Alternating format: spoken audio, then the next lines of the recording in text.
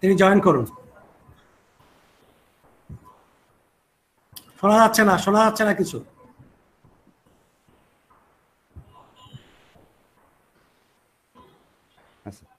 Sir সুপ্রভাত sir. Unmute করুন, তাহলে হয়ে যাবে। এদেরকে আনমিউট করুন স্যার, আনমিউট করলে সবাই শুনতে পারবেন। হ্যাঁ, সুপ্রভাত। শিক্ষক দিবসের এই পুণ্য লগ্নে উপস্থিত আমার সমস্ত শিক্ষক মণ্ডলী, তাদের সকলকে আমার শ্রদ্ধা, প্রণাম, নমস্কার। আমরা গর্বিত মনে করি শিক্ষক দিবসের এই পুণ্য লগ্নে বাংলাদেশের দিকপাল শিক্ষক ছিলেন প্রয়াত অশ্রুকুমার শিকদার। তার স্মরণে আমরা কোচবিহার পঞ্চানন বর্মা বিশ্ববিদ্যালয়ের বাংলা বিভাগ দুদিনের আন্তর্জাতিক আলোচনা চক্রের আয়োজন করেছি। এই আলোচনা চক্রে আমাদের মধ্যে উপস্থিত আছেন কোচবিহার পঞ্চানন বর্মা বিশ্ববিদ্যালয়ের সম্মাননীয় অধ্যাপক উপাচার্য মহোদয় ডক্টর দেবকুমার মুখোপাধ্যায় স্যারকে প্রণাম, শ্রদ্ধা এবং আমি স্বাগত জানাই।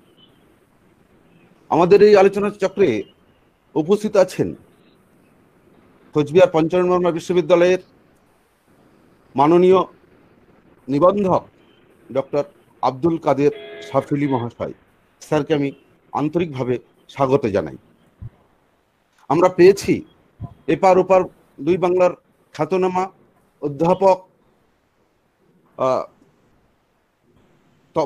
তপোধীর ভট্টাচার্য মহাশয়, ভূতপূর্ব সম্মাননীয় উপাচার্য, আসাম বিশ্ববিদ্যালয়, শিলচর, আসাম। আমরা পেয়েছি আমাদের মধ্যে অধ্যাপক বিশ্বজিৎ ঘোষ মহাশয়, স্যার সম্মাননীয় উপাচার্য, রবীন্দ্র বিশ্ববিদ্যালয়, রাজশাহী, বাংলাদেশ।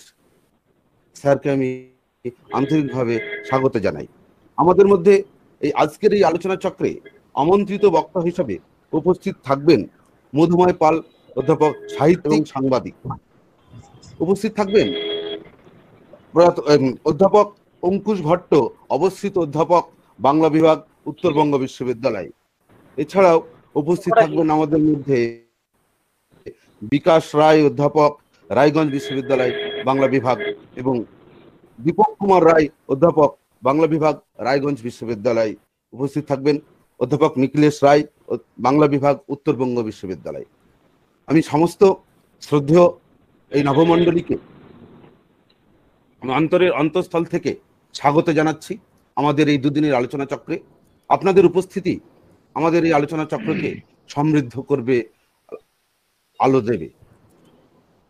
আপনাদের এই আন্তরিক উপস্থিতি সকলকে আমি আরেকবার সুস্বাগতম জানাই। আমাদের কিছু টেকনিক্যাল প্রবলেম হলেও আমরা আমাদের প্রণববাবুকে আমরা পেয়েছি। আমি সকলকে, অংশগ্রহণকারী ছাত্রছাত্রী সকলকেই আমার পক্ষ থেকে, বাংলা বিভাগের পক্ষ থেকে আমি সকলকেই অন্তরের থেকে স্বাগত জানাই, সকলকেই শুভেচ্ছা জানাচ্ছি, শুভকামনা জানাচ্ছি এই দুদিনের আন্তর্জালিক আলোচনা চক্র শুরু করবেন। ধন্যবাদ।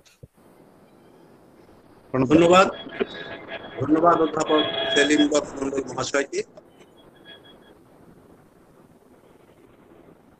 আমরা স্বাগত ভাষণ শুনলাম। আমরা এই আলোচনা চক্রে যেমন পেয়েছি অধ্যাপক শিকদারের একদম শ্রেণীকক্ষের যারা ছাত্র ছিলেন তাদের পেয়েছি, তার সহকর্মীদের, এবং এখানে আমরা পেয়েছি তার লেখা নিয়ে যারা কাজকর্ম করেছেন তাদের সকলকে। আমরা পুনরায় সকলকে স্বাগত জানাই। এবারে আমাদের এই আন্তর্জালিক আলোচনা চক্রের আনুষ্ঠানিক উদ্বোধন ঘোষণা করে উদ্বোধকের কথা বলার জন্য আমি অনুরোধ জানাই আমাদের কোচবিহার পঞ্চানন বর্মা বিশ্ববিদ্যালয়ের সম্মাননীয় উপাচার্য ডক্টর দেবকুমার মুখোপাধ্যায়।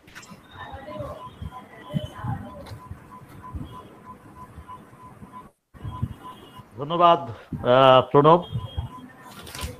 শুরুতেই আজকে এই শিক্ষক দিবসের পূর্ণ লগ্নে এখানে আজকের এই ওয়েবিনারে যারা উপস্থিত আছেন সবাই শিক্ষক মণ্ডলী আছেন, এবং স্কলার বা ছাত্র যারাই এখানে থাকুন, সবাইকে শিক্ষক দিবসের প্রকারে শিক্ষক দিবসের শুভেচ্ছা জানাচ্ছি। আমাদের কুচবিহার পঞ্চানন বর্মা বিশ্ববিদ্যালয়ের বাংলা বিভাগ আয়োজন করেছে আজকের এই আলোচনা চক্র। আজকের এইরকম একটা অবস্থার ভেতরে আমরা অভ্যস্ত হয়ে গেছি এই দূর ভাষের মাধ্যমে আমরা এই ধরনের আলোচনা চক্রগুলো অনুষ্ঠিত করার জন্য। আজকের এই আলোচনা চক্রে উপস্থিত আছেন বাংলাদেশের রবীন্দ্র বিশ্ববিদ্যালয়ের মাননীয় উপাচার্য অধ্যাপক বিশ্বজিৎ ঘোষ মহাশয়। উপস্থিত আছেন প্রাক্তন উপাচার্য, আমার অত্যন্ত কাছের মানুষ, অধ্যাপক তপোদীপ ভট্টাচার্য মহাশয়। উপস্থিত আছেন আমাদের বিশ্ববিদ্যালয়ের রেজিস্ট্রার ডক্টর আব্দুল কাদের সাফেলি, আমাদের বাংলার বিভাগীয় প্রধান ডক্টর সেলিম বক্স মন্ডল, আমাদের সিনিয়র প্রফেসর প্রণব ভট্টাচার্য এবং আমাদের বাংলা বিভাগের অন্যান্য অধ্যাপক অধ্যাপিকা বৃন্দ এবং যারা আজকের এই আলোচনা চক্রে অংশগ্রহণ করছেন, সবাইকে কুচবিহার পঞ্চানন বর্মা বিশ্ববিদ্যালয়ের তরফ থেকে হার্দিক অভিনন্দন জানাচ্ছি, শুভেচ্ছা জানাচ্ছি। অশ্রুকুমার শিকদার সেই দিক থেকে আমার মাস্টারমশাই ছিলেন, যদিও আমি বাংলার ছাত্র ছিলাম না। আমি যখন উত্তরবঙ্গ বিশ্ববিদ্যালয়ে পড়াশোনা করেছি অর্থনীতি নিয়ে, আমাদের ঠিক বিভাগের উপরের বিভাগ ছিল বাংলা বিভাগ। সেখানে অশ্রুকুমার শিকদারকে খুব কাছের থেকে দেখেছি। আমার কিছুটা ডান পিঠে স্বভাবের জন্য উনি আমাকে আলাদা করে একটা স্নেহ করতেন। ওনার শিলিগুড়ির বাড়িতে যাওয়ারও আমার সৌভাগ্য হয়েছে। মানুষ হিসেবে চমৎকার মানুষ।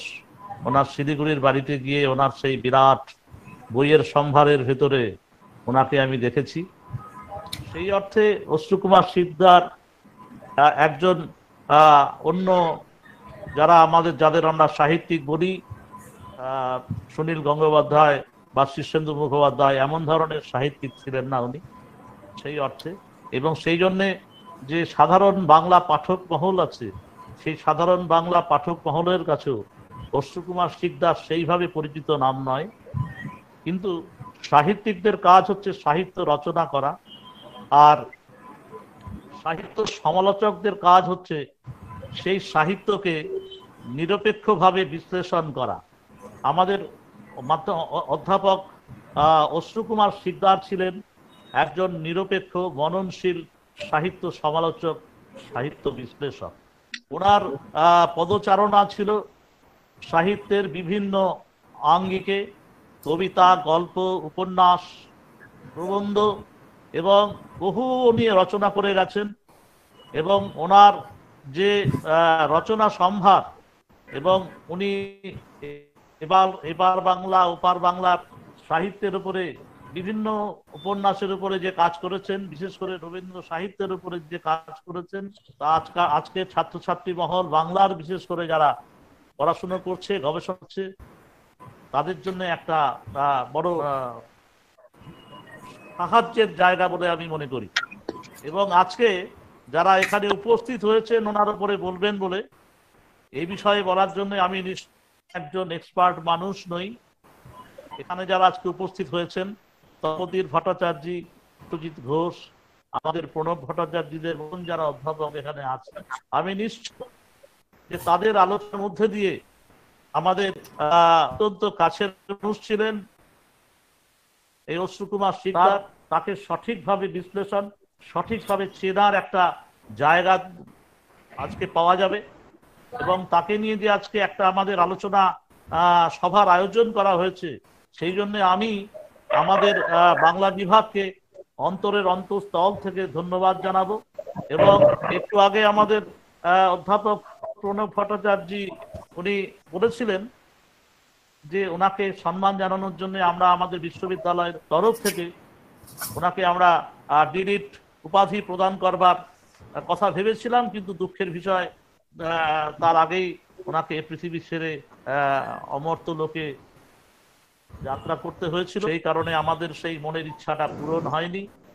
যাই হোক, উনি যে কীর্তি রেখে গেছেন, ওনার কীর্তি, ওনার লেখা আগামী দিনে বাংলা সাহিত্যের যাদের বিশেষ আগ্রহ আছে, বাংলার যেসব ছাত্রছাত্রী অধ্যাপক আছেন, যারা গবেষক আছেন, তারা উপকৃত হবেন এবং আজকের আলোচনাতেও তারা উপকৃত হবেন।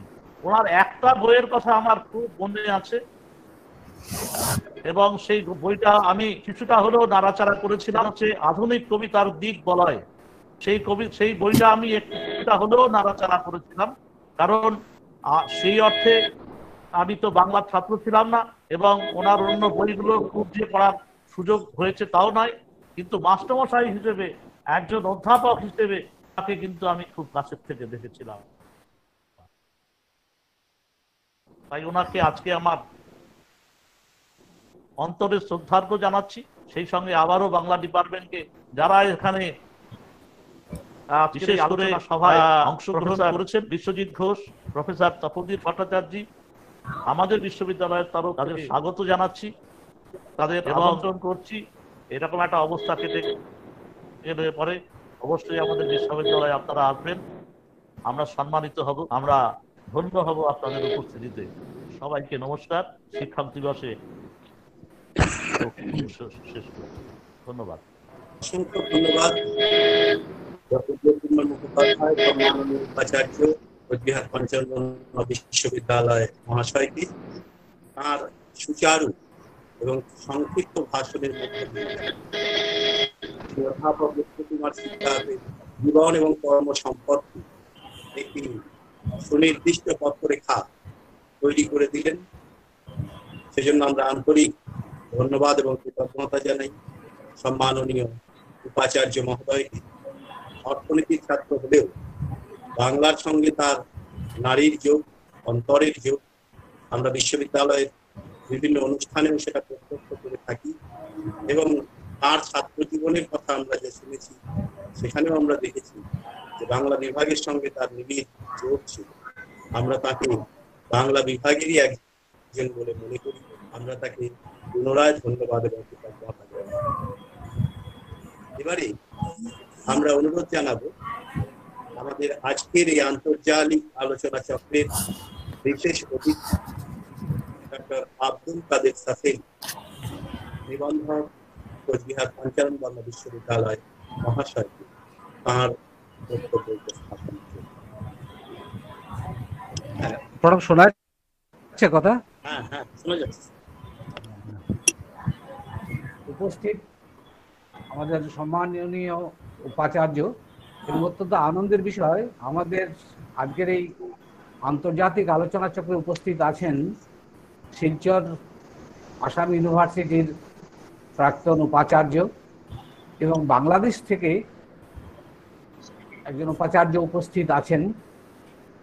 এছাড়াও আমাদের অনেক কাছের, আমাদের অনেক পরিচিত অধ্যাপক, অধ্যাপিকা, আমাদের বাংলা বিভাগের অধ্যাপক, অধ্যাপিকা, ছাত্রছাত্রী, গবেষক সবাইকে এই শিক্ষক দিবসের আন্তরিক শুভেচ্ছা, নমস্কার জানিয়ে আমি সংক্ষেপে শুধু জাস্ট দু একটা কথা বলবো, কারণ অশ্বিনীকুমার শিকদার সম্পর্কে আমাদের মাননীয় উপাচার্য যা বলেছেন তারপরে আমার দিক থেকে বলার কিছু থাকে না, কারণ এখানে অনেক বিশেষজ্ঞ আছেন যারা বিষয়গুলো সম্পর্কে আলোচনা করবেন, ছাত্রছাত্রী গবেষকদেরকে সমৃদ্ধ করবেন।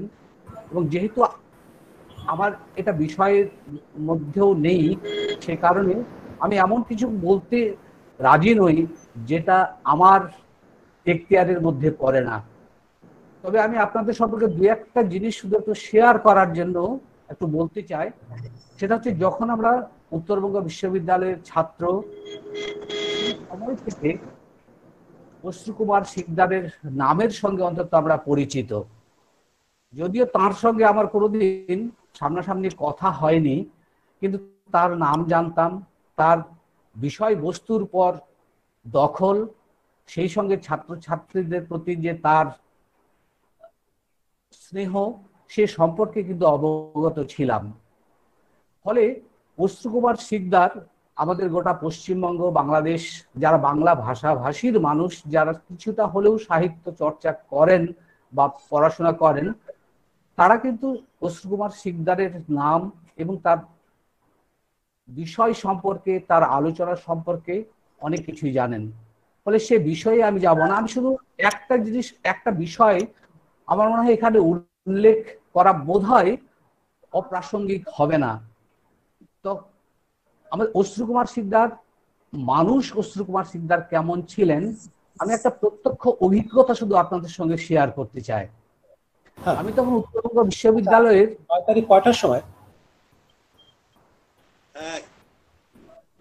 হ্যালো 9টা মানে 9 তারিখ 8টা, রাত 8টা। ওকে ওকে স্যার বলুন। হ্যালো, হ্যাঁ, আমি তখন উত্তরবঙ্গ বিশ্ববিদ্যালয়ের একজন গবেষক হিসাবে কাজ করছিলাম। সেই সময় বাংলাদেশ থেকে একজন গবেষক এসেছিলেন রবীন্দ্র সাহিত্যের কিছু বিশেষ বিষয়ের উপর গবেষণার উদ্দেশ্যে।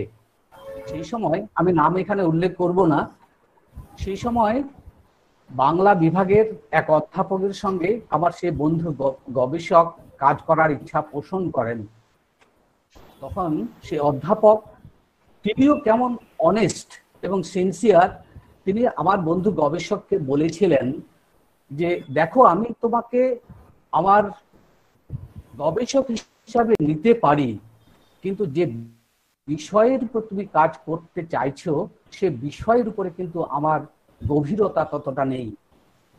এ বিষয়ে যার গভীর জ্ঞান, যিনি তোমাকে পথ দেখাতে পারেন, তিনি হচ্ছেন অধ্যাপক অশ্রু কুমার শিকদার। কিন্তু ততদিনে অশ্রু কুমার শিকদার ডিপার্টমেন্ট থেকে রিটায়ার করে গেছেন, ফলে তার কিন্তু স্কলার নেওয়ার কোনো অধিকার ছিল না। তখন বাংলা বিভাগের অধ্যাপক গবেষককে বলেন যে তুমি কি অশ্রুবাবুর কাছে একবার রিকোয়েস্ট করো যে আমি তোমাকে স্কলার হিসাবে নেব, কিন্তু যদি কাজটা তিনি দেখিয়ে দেন, তিনি যদি পথ প্রদর্শকের ভূমিকা গ্রহণ করেন। সেই গবেষক যখন অশ্রুবাবুর কাছে গিয়ে এই বিষয়ে প্রস্তাব রাখেন, তখন অশ্রুবাবু সানন্দে সেই গবেষককে বলেন যে দেখো, আমি তোমাকে আমার দিক থেকে যত রকম সহযোগিতা সে কাজ আমি করে দেব। এখানে দুই অধ্যাপক, একদিকে অশ্রু কুমার শিকদারের কত বড় মনের মানুষ, যেখানে হয়তো শুধু কৃতজ্ঞতা জ্ঞাপনের ক্ষেত্রেই তার নামটা থাকবে, কিন্তু সুপারভাইজার হিসাবে আর একজন থাকবেন, তিনি কিন্তু কোন রকম সংকোচ করেননি, কোনো কৃপণতা দেখাননি যে আমি সহযোগিতা করব না বা আমি কেন করব। ফলে এই যে দুইজন অধ্যাপকের সততা এবং তাদের যে বিরাট মনের যে পরিচয়, এই শিক্ষক দিবসের দিনে আপনাদের সঙ্গে আমি এইটুকু বিষয় শেয়ার করার লোভ সামলাতে পারলাম না। এই কারণেই আমি বিষয়টাকে উল্লেখ করলাম যে অশ্রু কুমার শিকদারকে আমাদের মাননীয় উপাচার্যও বললেন, অধ্যাপক প্রণব ভট্টাচার্যও বলেছেন যে আমরা ওনাকে যে সম্মানকে আমাদেরকে সম্মানিত করতে চেয়েছিলাম সেই সুযোগটা থেকে আমরা বঞ্চিত হয়েছিলাম। কিন্তু আজকের এই যে আন্তর্জাতিক যে আলোচনা চক্র, সে আলোচনা চক্রে আমার মনে হয় তার প্রতি আমাদের কিছুটা হলেও সম্মাননা প্রদর্শনের শিক্ষক দিবসের দিনে আমরা সেই সুযোগটা পেয়েছি, তার জন্য এবং সুযোগটা সদ্ব্যবহার করা হচ্ছে। সে কারণে বাংলা বিভাগকে শুভেচ্ছা জানাচ্ছি, অভিনন্দন জানিয়ে এই 2 দিন ব্যাপী আলোচনা চক্রের সর্বোচ্চ পর্যায়ের সাফল্য কামনা করে আবার সবাইকে শিক্ষক দিবসের শুভেচ্ছা জানিয়ে, এবং যারা আন্তর্জাতিক স্তর থেকে বাংলাদেশ থেকে বিশেষ করে যারা অংশগ্রহণ করেছেন আমাদের বিশ্ববিদ্যালয়ের পক্ষ থেকে, তাদের সবাইকে শুভেচ্ছা জানিয়ে আমি আবার সংক্ষিপ্ত বক্তব্য শেষ করছি। নমস্কার, সবাই ভালো থাকবেন। ধন্যবাদ ডক্টর আব্দুল কাদের খান, মাননীয় বিহার পঞ্চানন বর্ধমান বিশ্ববিদ্যালয় মহাশয়কে। তিনি খুব সুন্দরভাবে একটি ঘটনার মধ্য দিয়ে দেখিয়েছেন যে অধ্যাপক অশ্রু কুমার শিকদার মহাশয়ের মতো মানুষেরা কিভাবে জ্ঞান চর্চার প্রবহমানতাকে অক্ষুণ্ণ রাখতে চেয়েছিলেন, অক্ষুণ্ণ রাখতে পেরেছিলেন। আমরাও শেষ ব্যাচের ছাত্র হিসেবে অধ্যাপক শিকদারের এরকম অজস্র ঘটনার সাক্ষী, এরকম অজস্র তার আচরণের উদাহরণ, দৃষ্টান্ত স্বরূপ আচরণের সাক্ষী আমরাও সকলে। অনেক ধন্যবাদ অধ্যাপক ডক্টর আব্দুল কালাম মহাশয়কে। এবারে আমি আহ্বান জানাবো আমাদের অন্যতম বিশেষ অতিথি, অধ্যক্ষ কলা অনুষদ কোচবিহার পঞ্চানন বর্মা অধ্যাপক মাধব চন্দ্র অধিকারী মহাশয়কে তাঁর সুউচ্চারণের জন্য।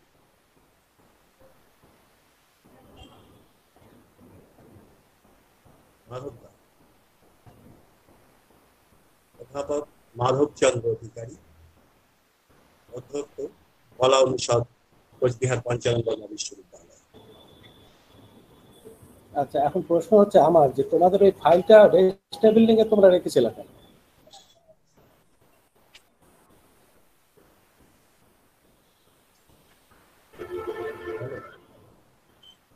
না না, কেন তোমরা এই ফাইলটা আমার কাছে দিতা?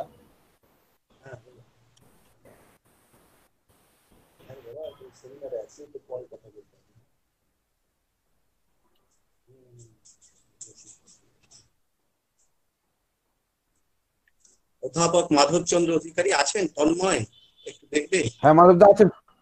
মাধবদা শুনতে পাচ্ছে না কেন? মাধবদাকে আমি ফোন করে বলছি। তাহলে মাধববাবু, আপনার মাইক্রোফোনটা মানে একটু অন অফ করুন।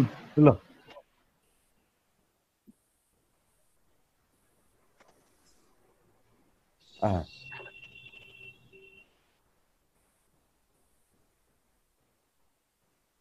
শোনা যাচ্ছে না? হ্যালো, হ্যাঁ, এবার শোনা যাচ্ছে। হ্যাঁ, এই তো শোনা যাচ্ছে? হ্যাঁ হ্যাঁ, শোনা যাচ্ছে। আচ্ছা, আজকে 5 সেপ্টেম্বর শিক্ষক দিবস। সকলে আমরা জানি, এই শিক্ষক দিবসে সবাইকে আমার সশ্রদ্ধ প্রণাম, নমস্কার, ভালোবাসা। বাংলা বিভাগ আজকের আন্তর্জাতিক আলোচনা চক্রে বিশেষ করে যে সমস্ত অতিথিবৃন্দ রয়েছেন, বাংলাদেশ থেকে একজন মাননীয় শ্রী বিশ্বজিৎ ঘোষ উপাচার্য, রবীন্দ্র বিশ্ববিদ্যালয়, এবং বাবুজির ভট্টাচার্য মহাশয় ভূতপূর্ব উপাচার্য, শিলচর বিশ্ববিদ্যালয়, আমাদের বিশ্ববিদ্যালয়ের সম্মাননীয় উপাচার্য ডক্টর দেবকুমার মুখোপাধ্যায়, নিবন্ধক ডক্টর আব্দুল কাদের সাফেলি, বাংলা বিভাগের অধ্যাপক বৃন্দ, বিশেষ করে প্রণব ভট্টাচার্য, সাবলু বর্মন, ডক্টর সেলিম বক্স, সবাইকে আমার সশ্রদ্ধ ভালোবাসা, নমস্কার। আমি আজকের যে আলোচনা চক্রের বিষয়বস্তু, আমি এটা নিয়ে বেশি বলার অপেক্ষা নেই, আমার সুযোগ নেই। অষ্টকুমার শিকদার বাবু, আমরা যখন পড়াশোনা করছিলাম তখন উনি টিচার ছিলেন, কিন্তু ডাইরেক্টলি আমাদের ভিসি স্যার যেমন বললেন, ওনার সাথে ডাইরেক্ট সম্পর্ক, ওনার বাড়ি যাওয়ার সম্পর্ক সুযোগ হয়েছিল, আমাদের কিন্তু সেই রকম সুযোগ আমরা পাইনি। যাই হোক, আমাদের এটা ব্যর্থতা। উনি যে বড় মাপের মানুষ ছিলেন, আমাদের রেজিস্ট্রার স্যারের বক্তব্য এবং ভিসি স্যারের বক্তব্য থেকে পরিষ্কার। তবে একটা মানুষ বেঁচে থাকে তার কীর্তি নিয়ে বেঁচে থাকার তাগিদেই আমরা মানুষকে স্মরণ করি এবং মানুষ পৃথিবীতে বেঁচে যায়। তো অষ্টকুমার শিকদার বাবু সেরকম একজন মানুষ। তিনি বিশেষ করে রবীন্দ্র সাহিত্যের এবং বাংলা কবিতার উপর অনেক অজস্র বই লিখেছেন। তার এই সাহিত্য কীর্তি আজকে যে সমস্ত গবেষক, অধ্যাপক গবেষণা করছেন, হয়তো তার এই নতুন নতুন দিক, তার যে সাহিত্যের নতুন নতুন দিক এই গবেষণার মধ্যে বেরিয়ে আসবে। আজকের আন্তর্জাতিক আলোচনা চক্রের মধ্য দিয়ে আরো বেশি করে গবেষণার সূত্র বা গবেষণার দিক উন্মোচিত হবে এবং এই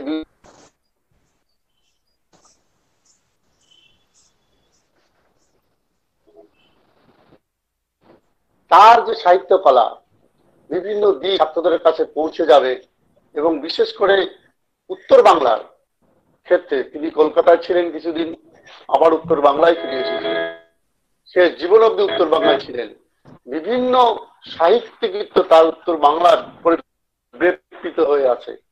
তো আমি আর বিশেষ কিছু বলবো না। আজকের যে আন্তর্জাতিক আলোচনা চক্র শুরু হয়েছে তা 2 দিন ব্যাপী চলবে। চক্রের মধ্য দিয়ে তার সাহিত্য কীর্তি আরো ছাত্র সমাজের পরিব্যক্তিত হবে। বাংলা একাডেমি যে উদ্যোগ নিয়েছে তার সাফল্য কামনা করে সবাইকে আবার ধন্যবাদ, নমস্কার জানিয়ে এখানে শেষ করছি। নমস্কার। ধন্যবাদ অধ্যাপক মাধবচন্দ্র অধিকারী, অধ্যক্ষ কলা অনুষদ, কোচবিহার পঞ্চানন বর্মা বিশ্ববিদ্যালয় মহাশয়কে। মাধববাবু খুব সংগত ভাবেই একটা বিশেষ দিক নির্দেশ করেছেন। জ্ঞান চর্চার প্রদীপ্ত মনীষা কিভাবে কেন্দ্রকে প্রান্তের দিকে টেনে আনতে পারে, অধ্যাপক অশ্রু কুমার শিকদার ছিলেন তার সার্থক দৃষ্টান্ত। তার নাম এই উত্তরবঙ্গে থেকেও ব্যক্ত হয়েছিল সারা ভারতে এবং বহির্ভারতে। যেসব অধ্যাপকদের নামে আমরা গর্ব অনুভব করি, যাদের ছাত্র হিসেবে আমরা গর্ব অনুভব করি, আমাদের পরিচিতি তৈরি হয় যেসব অধ্যাপকদের সাহচর্যে, অধ্যাপক অশ্রু কুমার শিকদার ছিলেন সেরকমই একজন অধ্যাপক। আমরা ধন্যবাদ জানাই অধ্যাপক মাধবচন্দ্র অধিকারীকে। এবারে আজকের এই আলোচনা চক্রের সূচক ভাষণ দেবেন অধ্যাপক তপোধীর ভট্টাচার্য, সম্মাননীয় প্রাক্তন উপাচার্য, আসাম বিশ্ববিদ্যালয়, শিলচর, আসাম। আমরা সকলেই জানি বাংলা সমালোচনার ধারায় অধ্যাপক তপোধীর ভট্টাচার্য একজন উজ্জ্বল নাম। ছাত্রাবস্থা থেকে যার বই আমাদের নিত্য সঙ্গী, যার আলোচনা বিভিন্ন সময়ে বিভিন্ন আলোচনা চক্রে আমাদের প্রাণিত করে, উৎসাহিত করে, আমাদের সমৃদ্ধ করে, তেমনই একজন মানুষ অধ্যাপক তপোধীর ভট্টাচার্য। তিনি দীর্ঘদিন অধ্যাপক অশ্রু কুমার শিকদারের সঙ্গে একসঙ্গে কাজ করেছেন, সহকর্মী ছিলেন। আমরা এবারে শুনব অধ্যাপক তপোধীর ভট্টাচার্য মহাশয়ের সূচক ভাষণ। আমি স্যারকে আন্তরিক আমন্ত্রণ জানাচ্ছি তার সূচক ভাষণ প্রদান করার জন্য।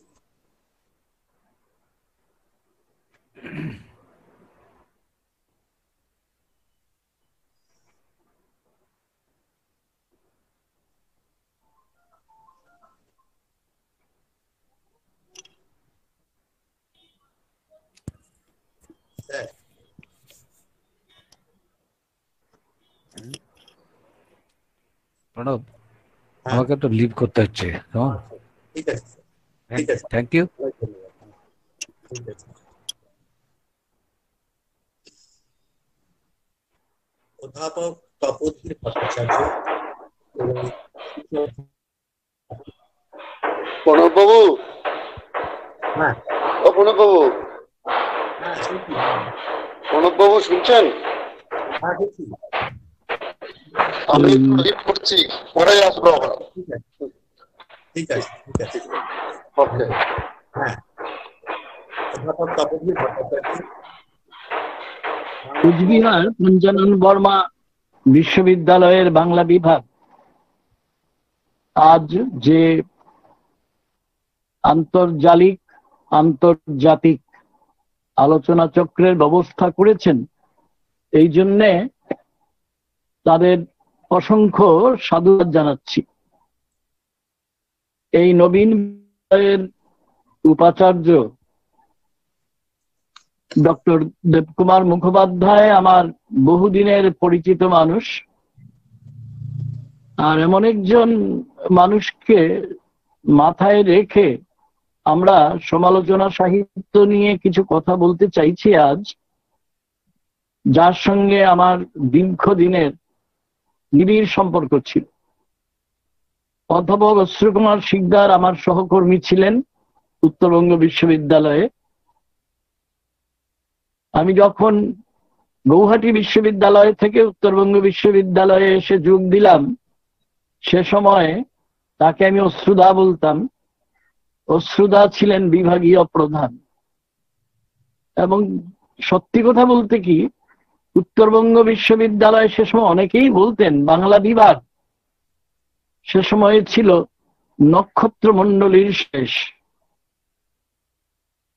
অশ্রুকুমার শিকদার, অধ্যাপক শিবচন্দ্র লাহিড়ী, অধ্যাপক প্রণয় কুমার কুণ্ড, অধ্যাপক কুলীন দাস, অধ্যাপক গার্গী দত্ত, অধ্যাপক অঙ্কুশ ভট্ট, যিনি আবার আজকে আলোচনায় অংশও নেবেন, মিতবাক স্থিতধী এক মানুষ অঙ্কুশ বাবু, এবং আমার অনুজ, যে পরবর্তীকালে নিজেও উপাচার্য হয়েছে, কিন্তু উপাচার্য হওয়াটা তেমন আমি গুরুত্বপূর্ণ মনে করছি না। আশা করি অধ্যাপক আমার অনুজ প্রতিম বিশ্বজিৎ ঘোষ আমার কথার তাৎপর্য পারবেন। আমি উপাচার্য ছিলাম, সেটাকে আমি খুব গৌরব বোধ করি না।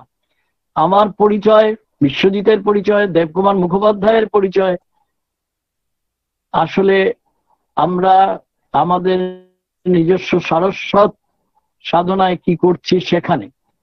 উপাচার্য কেউ হতে পারে, নাও হতে পারে। তো যে কথা বলছিলাম, অশ্রুদা ছিলেন সবার পুরোভাগে। তার নাম আমি তো শুনে এসেছিলাম ছাত্রাবস্থা থেকেই, তার বই পড়েছি। এবং একটি কথা নিশ্চয়ই বলবো, আজকে শিক্ষক দিবসে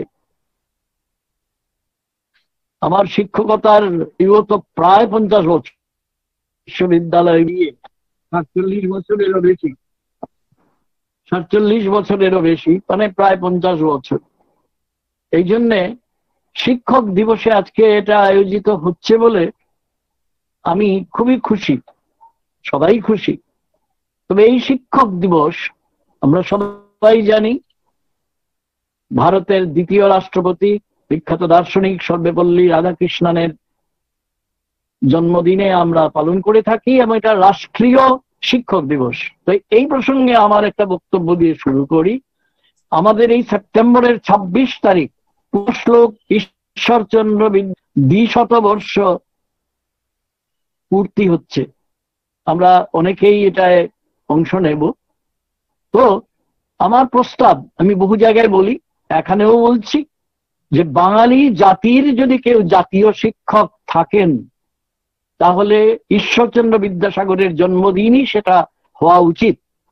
আমাদের রাষ্ট্রীয় শিক্ষক দিবস আছে, থাকুক, কিন্তু বাঙালি জাতি আজকে নানা রকম বিপন্নতার মধ্য দিয়ে যাচ্ছে।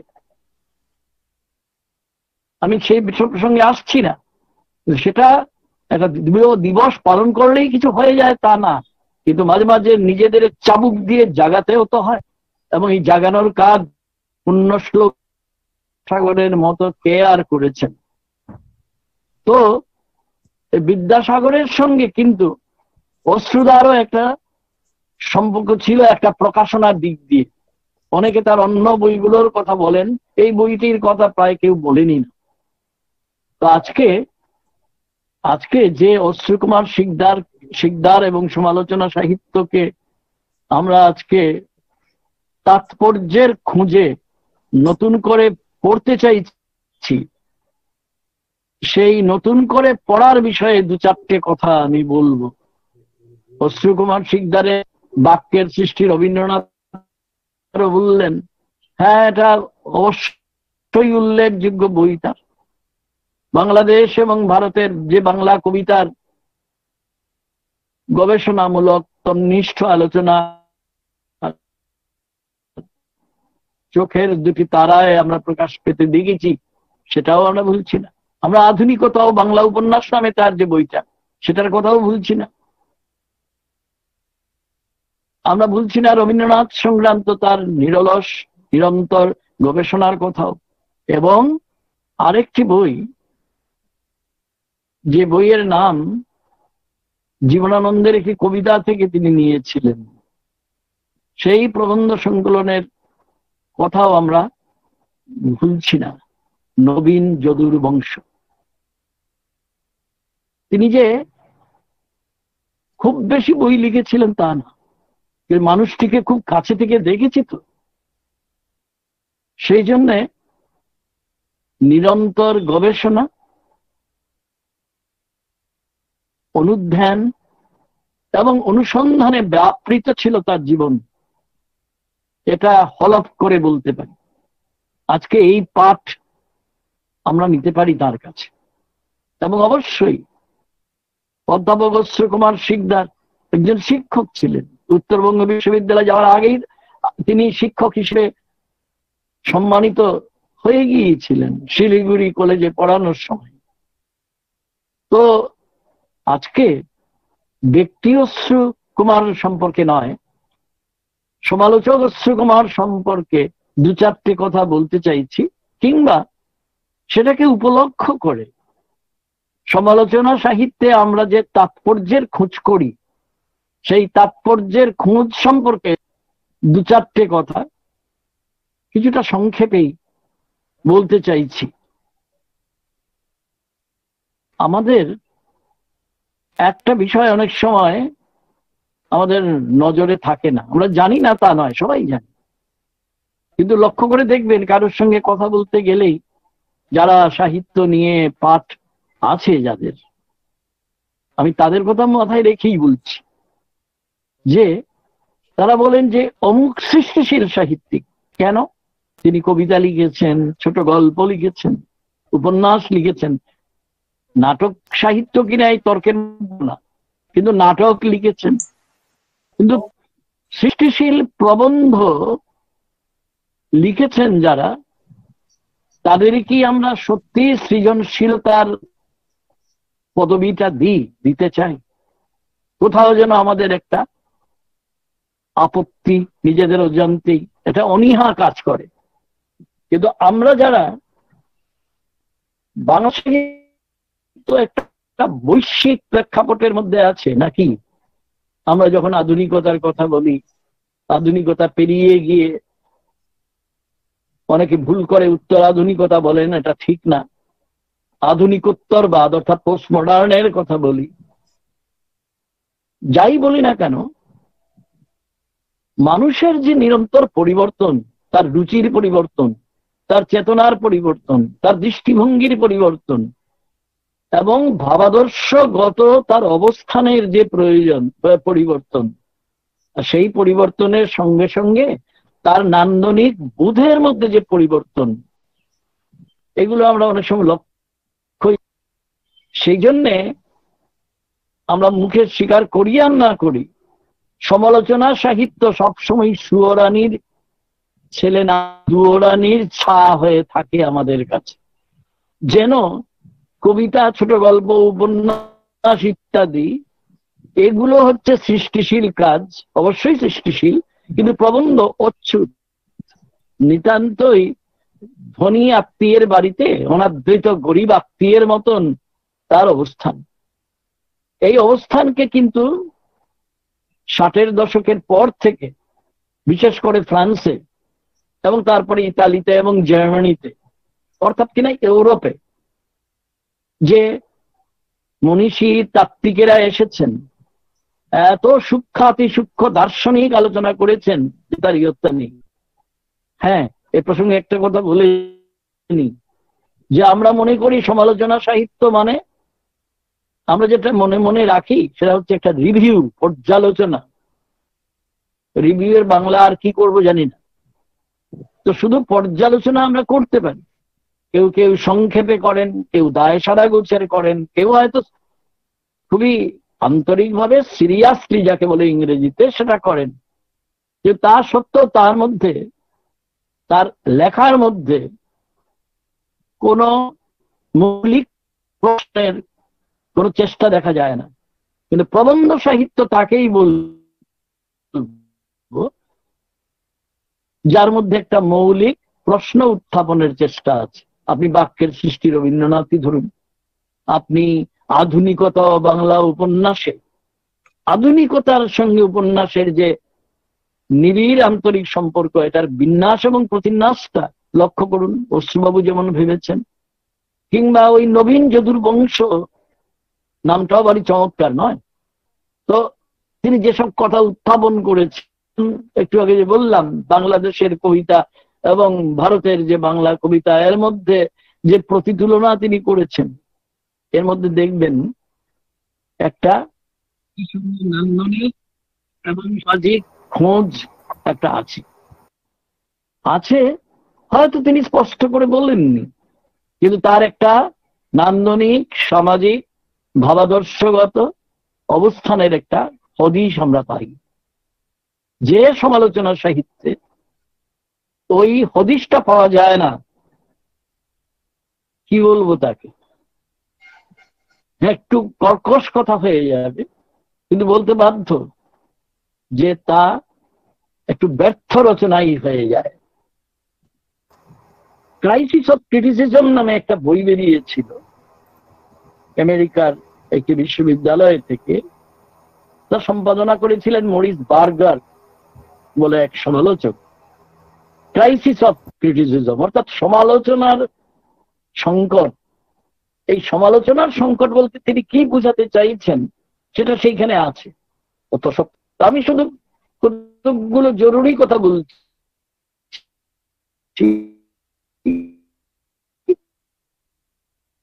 আমরা যারা বাংলা সাহিত্য নিয়ে কথাসায়ন হয়ে গেছে, কিন্তু যখন আমরা নিজেরা সাহিত্য বিচার করি, আমাদের নিরিখে কখন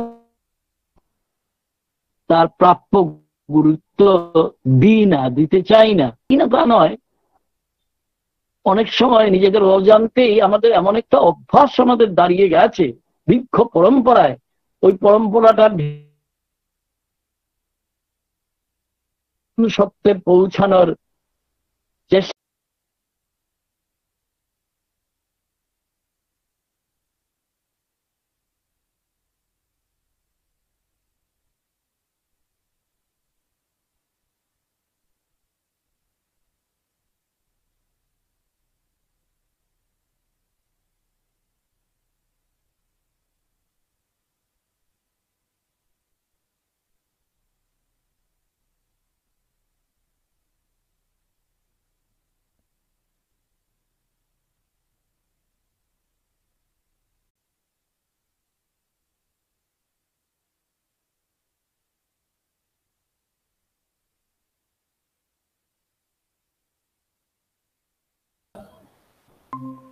বাংলাদেশের ক্রিকেটের প্রথম টেস্ট খেলা ভারতের সাথে হয়েছিল ঢাকাতে। তখন তারপর খেলার পর তিনি আমার কাছে চিঠি দিয়েছেন। চিঠিটার বয়ানটা এই যে আমি খেলা দেখেছি, সম্ভবত 4 দিন খেলাটা হয়েছিল, 4 দিনই খেলা দেখেছি, 4 দিনই রেজাল্ট হয়ে গিয়েছিল, 4 দিন খেলা। বাক্যটি তাৎপর্যপূর্ণ। আমার আনুগত্য ঘড়ির পেন্ডুলামের মতন দুলছিল, কেননা তিনি বাঙালি, সৌরভ গাঙ্গুলি এবং তখন উইকেট কিপিং করতে সাবা করিম, কলকাতার খেলোয়াড়। তার মানে 13 জন বাঙালির কথা তিনি বলতে গিয়ে তিনি বলছিলেন যে আমি কোন দিকে যাব, আমি 2 জন বাঙালির দিকে থাকবো নাকি 11 জন বাঙালির দিকে থাকবো। তখন আমার আনুগত্য দ্বিধান্বিত হচ্ছে। দ্বিধান্বিত শব্দটি বলেন, তিনি বলছেন আমার আনুগত্য ঘড়ির পেন্ডুলামের মতন দুলছিল। আমি এখনো কথাটি মনে রাখছি, চিঠিটি আমার কাছে আছে। এই যে এই মানুষটি, তাহলে এর মধ্যে একটি বাঙালিয়ানা, বাংলাকে ভালোবাসা, বাংলা ভাষাকে ভালোবাসা, বাঙালিকে ভালোবাসা একটি অনুষঙ্গ আমি এখান থেকে পেতে পারি। দ্বিতীয়ত, তিনি যখন 1991 সালে বাংলাদেশে আসলেন ফেব্রুয়ারি মাসে, তখন এখানে তপোদীপদা ভালোভাবে জানেন, আমাদের শিক্ষক সৈয়দ আকরাম হোসেনের বাসভবনে এবং আমাদের এক বান্ধবীর বাসভবনে আমরা খাওয়া দাওয়ায় মিলিত হয়েছি। তিনি খেতে বসেছেন, আমি মাঝখানে, আমার বাম পাশে অশ্রু কুমার শিকদার, ডান পাশে সৈয়দ আকরাম হোসেন। আমি তখন কেবল পিএইচডি কোর্সে ভর্তি হয়েছি। স্যার জিজ্ঞেস করলেন কি বিষয় নিয়ে কাজ করছো। আমি আমার বিষয়টি বললাম যে বুদ্ধদেব বসুর উপন্যাসে নৈসঙ্গ চেতনা রূপায়ণ। এখানে তপোদীপ দা আছেন, আমাদের বাংলা এখন সমালোচনা সাহিত্যের অন্যতম ক্রিটিক এবং তাত্ত্বিক, থিওরি তার নখ দর্পণে। সেন্স অফ এলিয়েনেশনের পরে কথাটা শোনার পরে উনি বললেন, স্যার আমি তো স্যারকে স্মরণ করিয়ে বলছি, তিনি বললেন তুমি ভুল করেছো, তুমি তো এই বিষয়ে তেমন কিছু লিখতে পারবে না। তো আমি তো একটু ভরকে গেলাম। অশ্রু কুমার শিকদার যদি এই কথা বলে, যার আধুনিক কবিতার দিকবলয় কিংবা আধুনিকতা বাংলা উপন্যাস কিংবা রবীন্দ্র নাটক, রূপান্তর ঐক্য, এই সমস্ত বই যার পড়ে আমরা অনার্স এমএ পাশ করেছি, তিনি যদি বলেন যে তুমি তো বেশি লিখতে পারবে না, তখন তো ভয় পাওয়ারই কথা। তা আমি কিছু না বলে আমি আমার ডান দিকে বসা আমার শিক্ষক স্যার আকরাম হোসেনকে দেখিয়ে বললাম যে স্যার বিষয়টা দিয়েছেন, ওনার সাথে কথা বলেন। তখন আকরাম স্যার মসরুদ স্যারকে বললেন পারবে, আপনি চিন্তা করেন তো, এখন খাওয়ার সময় খেয়ে নেন, এসব কথা এখন বাদ দেন। আমার যখন বইটি বের হলো 1997 সালে, তখন আমি স্যারকে বই পাঠিয়েছি। আমি জানি না তপোদীপদার কাছে আমার এই বইটা আছে কিনা, থাকলেও কিছু আসে যায়, না থাকলেও কোনো সমস্যা নাই। তো অশ্রু স্যার বইটি পাঠ করে আমাকে চিঠি লিখেছেন কনফেশন। আমি জীবনে অনেক ভুল করেছি, তার একটা ভুল তোমাকে বলেছিলাম যে তুমি বেশি কিছু লিখতে পারবে না। এরপরে কতগুলো প্রশংসাসূচক বাক্য লিখেছেন, সেগুলো আমি বাদ দিলাম, নিজের কথা নিজে বলা ভালো না। কিন্তু এই যে মানুষটি দেখেন, অশ্রু কুমার শিকদার কবে খেতে বসে কি বলেছিলেন, এবং সেটি 7 বছর পরে তিনি আবার আমাকে চিঠিতে জানিয়ে দিচ্ছেন যে আমি ভুল করেছিলাম, আমি তোমার বই পড়ে আমি আমার উপলব্ধিটি পরিবর্তন করতে বাধ্য হচ্ছি, এবং বুদ্ধদেব বসুর উপন্যাস সম্পর্কে আমার ধারণাটি তুমি মৌলিক পরিবর্তন করে দিয়েছো। এই কথাগুলো তিনি লিখেছিলেন। আমি এই মানুষটার কাছে শ্রদ্ধায় মাথা নত করতে চাই। তৃতীয়ত, তিনি আমাকে এত বেশি স্নেহ করতেন যে তার 3টা বই, আধুনিক কবিতার দিকবলয়, আধুনিকতা বাংলা উপন্যাস এবং চোখের 2টি তারা, এই 3টা বই বাংলাদেশ থেকে প্রকাশনার জন্য একজন প্রকাশক আমাকে বলেছেন। আমি স্যারের সাথে টেলিফোনে কথা বলেছি, স্যার কতগুলো শর্ত দিয়েছেন, এবং এর নাম্বার 5 নম্বর শর্তটি হচ্ছে প্রকাশনার যাবতীয় আমি স্যারের চিঠিটা সামনে নিয়ে গিয়ে বলছি, প্রকাশনার যাবতীয় তদারকি করবেন অধ্যাপক বিশ্বজিৎ ঘোষ। অর্থাৎ আমার প্রতি তার বিশ্বাসের জায়গাটিকে আমি বলতে চাই। এই শিক্ষক আমাদের সামনে আর নেই, কিন্তু তার সৃষ্টি আছে, তার মানবিক মূল্য চেতনা আছে। এবং তপোদীপ একটু আগে বলেছেন যে 2 গভীরতর বন্ধু, ব্যতিক্রমী 2 বন্ধু, অশ্রু কুমার শিকদার এবং শঙ্খ ঘোষ। শঙ্খ স্যারের কাছে আমি শুনেছি অশ্রু স্যারের কথা, ক্ষেত্রগুপ্ত স্যারের কাছে আমি শুনেছি, সম্ভবত ক্ষেত্রগুপ্ত, শঙ্খ ঘোষ এবং অশ্রু কুমার শিকদার সহপাঠী, আমার যতটা মনে হয় সতীর্থ তারা সহপাঠী, এদের কাছে আমি শুনেছি। এবং অশ্রু স্যার বারবার আমাকে বলেছেন যে তুমি শিলিগুড়িতে আসো, দেশবন্ধু পাড়ায় ওনার বাড়ি, সেখানে থাকবে আমার। কিন্তু যাব করে আর যাওয়া হলো না, এবং স্যারের সাথে শেষ দেখাও হলো না। আমি আজকের এই দিনে আমার সেই শিক্ষকের কাছে গভীর শ্রদ্ধা জ্ঞাপন করি, তার স্মৃতির প্রতি গভীর শ্রদ্ধা জ্ঞাপন করি। স্যার ভালো থাকবেন, স্যার আমাদেরকে দূর থেকে আশীর্বাদ করবেন, এই আমাদের গভীর গভীরতর বিশ্বাস। আমরা একটু আগেই বলেছিলাম যে বাংলা সমালোচনা সাহিত্যে অশ্রু কুমার শিকদার একেবারেই একজন ব্যতিক্রমী লেখক। খুব বেশি লেখেননি, তার পাঠের পরিধি যত ব্যাপক ছিল, যত বিস্তৃতি ছিল, পড়তে যত তিনি আনন্দ পেতেন, অনুমান করি খুঁতখুঁতে স্বভাবের লেখক ছিলেন বলে ততটা তিনি লিখতেন না, লেখেননি। বইয়ের সংখ্যাও খুব বেশি নয়। তৃতীয়ত, অশ্রুকুমার শিকদার একজন নিরাসক্ত সমালোচক। এই নিরাসক্তিটা সমালোচনা সাহিত্যের জন্য খুব জরুরি। প্রবন্ধ সাহিত্য বলি আর সমালোচনা সাহিত্য বলি। আর তপোদীপ দা তো ব্যাখ্যা করে বলেছেন, আর ব্যাখ্যার দরকার নেই। আমরা এলিয়টের কথা স্মরণ করে বলতে পারি, টি.এস. এলিয়টের কথা, যে প্রবন্ধ এসেও তো সৃষ্টিশীল রচনা। কে বলেছে এসে সৃষ্টিশীল রচনা নয়? কেননা একজন প্রাবন্ধিকের সৃষ্টিকর্ম তো একজন যাকে সচরাচর সৃষ্টিশীল বলি, কবি, ঔপন্যাসিক, ছোট গল্পিক, তার চাইতে আরো বেশি গভীর মনন শাসিত, মননঋদ্ধ, চেতনা শাসিত, এবং তাকে দেশ, সমাজ, কাল, নন্দন তত্ত্ব, শিল্পতত্ত্ব সম্পর্কে অবহিত থাকতে হয়। হ্যাঁ, অনেক প্রবন্ধে আছে, যেমন আছেন অনেক কবি, যেমন আছেন অনেক ছোট গল্পিক, উচ্চারণ, তাদের নাম উচ্চারণ না করলেও চলে, সেটা ভিন্ন কথা। কিন্তু অশ্রুকুমার শিকদার কি শঙ্খ ঘোষ কি তপোদীপ ভট্টাচার্য কি পার্থপ্রতিম, এদের যে সমালোচনা সাহিত্য, এদের যে গবেষণা কর্ম, সেটি তো অনেক বেশি মেধা দাবি করে, অনেক বেশি আমাকে সৃষ্টিশীল হবার আহ্বান জানায়। কারণ অশ্রুকুমার শিকদারের রচনা, আমি বলবো যে সোফায় হেলান দিয়ে পড়ারও বিষয় নয়, চেয়ার টেবিলে মেরুদণ্ড সোজা করে পড়তে হয়।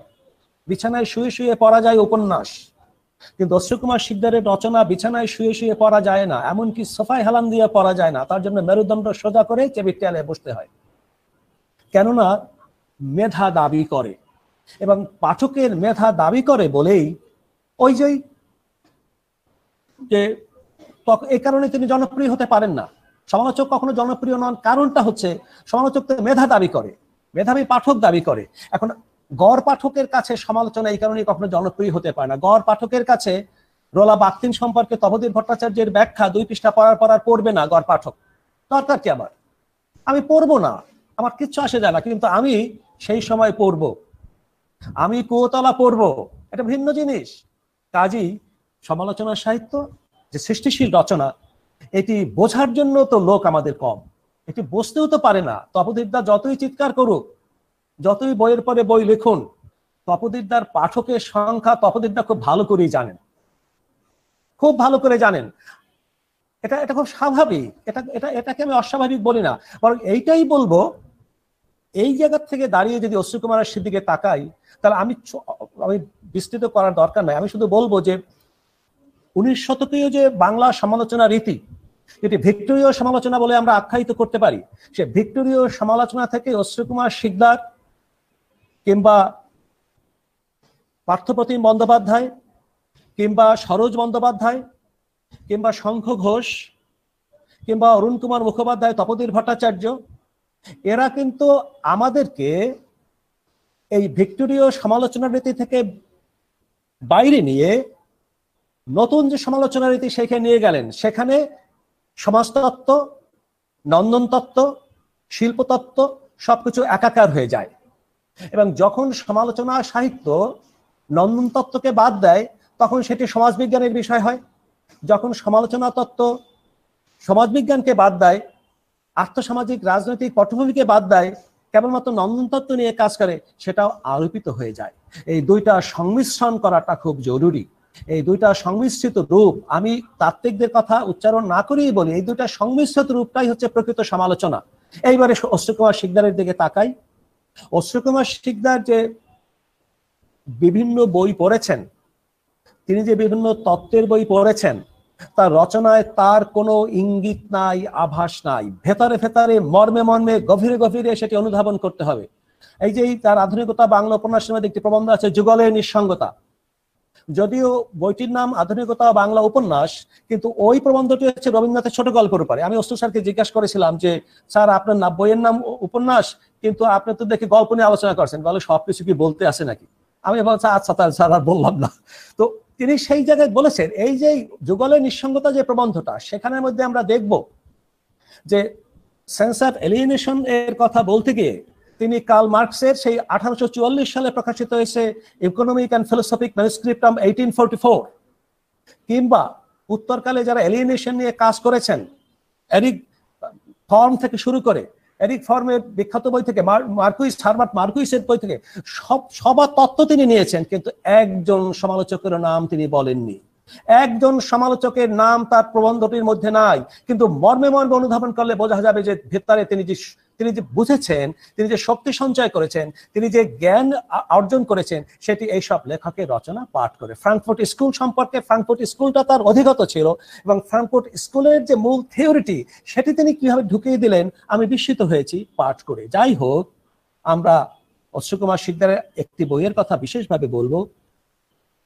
আমি অনুমান করি আজকে এখানে যারা দর্শক আছেন, এই মুহূর্তে আছেন 57 জন সকলেই আমরা যদি বাংলা বিভাগের শিক্ষার্থী হয়ে থাকি, ছাত্র হয়ে থাকি, তাহলে নিশ্চিতভাবেই আমি জানি যে তার আধুনিক বাংলা কবিতার দিগ্বলয় যেটি, এটি আমাদের সকলেরই পড়তে হয়েছে। আধুনিকতা বাংলা উপন্যাস পড়তে হয়েছে। তুলনায় কম পড়েছি রবীন্দ্রনাথের রূপান্তর ও ঐক্য, খুবই চমৎকার একটি বই, অসাধারণ গবেষণা। আমাদের অনেকের কাছে আছে যে রবীন্দ্রনাথ ঠাকুর রক্তকরবী নাটকটা যখন লিখেছেন সেই 1923 সালে, তখন কিন্তু নোবেল পুরস্কার পাওয়ার 10 বছর অতিক্রান্ত। নোবেল লরিয়েট রবীন্দ্রনাথ ঠাকুর রক্তকরবী লিখছেন 1923 সালে, প্রকাশিত হচ্ছে 1926 সালে বই আকারে, ইতোমধ্যে পত্রিকায় প্রকাশিত হয়েছে ইত্যাদি। কিন্তু বই আকারে যখন প্রকাশিত হলো তখন দেখা গেল যে এই বইয়ের যে আকৃতি, যে আকার, সেটি আজকালকার দিনে কম্পিউটারে কম্পোজ করলে বড়জোর 4 ফর্মা হতে পারে, 64 পৃষ্ঠার বেশি হবে না। কিন্তু তিনি যে কাটাকুটি করেছেন, যে সংলাপ পরিবর্তন করেছেন, সেটি বিশ্বভারতী বই বের করেছে, তা প্রায় 800 পৃষ্ঠার। 800 পৃষ্ঠা কে করেছেন, কাটাকাটি করেছেন কে? রবীন্দ্রনাথ ঠাকুর। কোন বয়সে রবীন্দ্রনাথ ঠাকুর? নোবেল পুরস্কার পাওয়ার পরেরও 10 বছর পরে রবীন্দ্রনাথ ঠাকুর, অথচ 800 পৃষ্ঠা কাটাকুটি করেছেন। এবং এই 800 পৃষ্ঠা কাটাকুটি পড়ার পর যা দাঁড়িয়েছে সেটি আমরা রক্তকরবী নাটক, আমাদের সকলেরই পড়তে হয়েছে, পড়ি আমরা। তাহলে অশ্রু কুমার শিকদারের কাজটা ছিল এই যে পরিবর্তনগুলো তিনি পড়লেন, এই যে সংলাপ পরিবর্তন করছেন, আঙ্গিকগত পরিবর্তন করছেন, এই জায়গাটিকে খুঁজে বের করে এবং সেটিকে ব্যাখ্যা করে বিশ্লেষণ করা অত্যন্ত দুরূহ একটি কাজ, অত্যন্ত দুরূহ কাজ। আমরা তো, সোজা কথা, কেউ কষ্ট পাবেন না, আমরা তো ফাঁকি ঝুঁকির পূজারী। যত কম পড়ে, যত কম কষ্ট করে, শর্টকাট বলে, এবং ইদানিং তো একটা কম্পিউটারের কারণে কাট অ্যান্ড পেস্ট শব্দ আমাদের খুব চলনসই শব্দ, একটা খুব প্রিয় শব্দ, কাট অ্যান্ড পেস্ট। এইটা করে করে দাঁড়িয়ে গেলাম। এবং কখনো কখনো তো আমাদের দুর্ভাগ্য, এইটাও দুর্ভাগ্য শুনতে হয় যে ওই পিএইচডি থিসিস নকল, এই পিএইচডি থিসিস ওর থেকে হুবহু নেয়া, ওর প্রবন্ধটা নকল, এবং তার জন্য চাকরিও চলে যায়, গেছে, বাংলাদেশে গেছে, ভারতে যে যায় না এটা আমি তো বিশ্বাস করি না, গেছে। দুর্ভাগ্যজনক, কষ্ট করি না, অথচ অশ্রু কুমার শিকদাররা কত কষ্ট করেছে। কি দরকার আছে তপোধীর ভট্টাচার্যের রাত জেগে জেগে এখন লেখার? অধ্যাপক হয়ে গেছে, তারপরে কি জানি উপাচার্য, একটু আগে বলেছেন উপাচার্য হয়ে গেছে, শেষ হয়ে গেছে। তার স্ত্রী স্বপ্না ভট্টাচার্য, তিনিও একজন লেখক, তার এত কষ্ট করার দরকার কি? ওই যে পেছনে দেখছি কত বইপত্র, কি দরকার এইসব? কিন্তু কষ্ট ছাড়া, পরিশ্রম ছাড়া দাঁড়ানো যায় না। পায়ের নিচের মাটিটা নির্মাণ করতে হলে, পায়ের নিচের মৃত্তিকাটাকে নির্মাণ করতে হলে পরিশ্রম করতে হয়, পাঠ করতে হয়, এবং আবারও বলি, পাঠ করতে হয়। কোরআন শরীফে সেই অসাধারণ কথা যে পড়ো তোমার প্রভুর নামে, এই প্রভুর নামে পাঠ না করলে চলে না।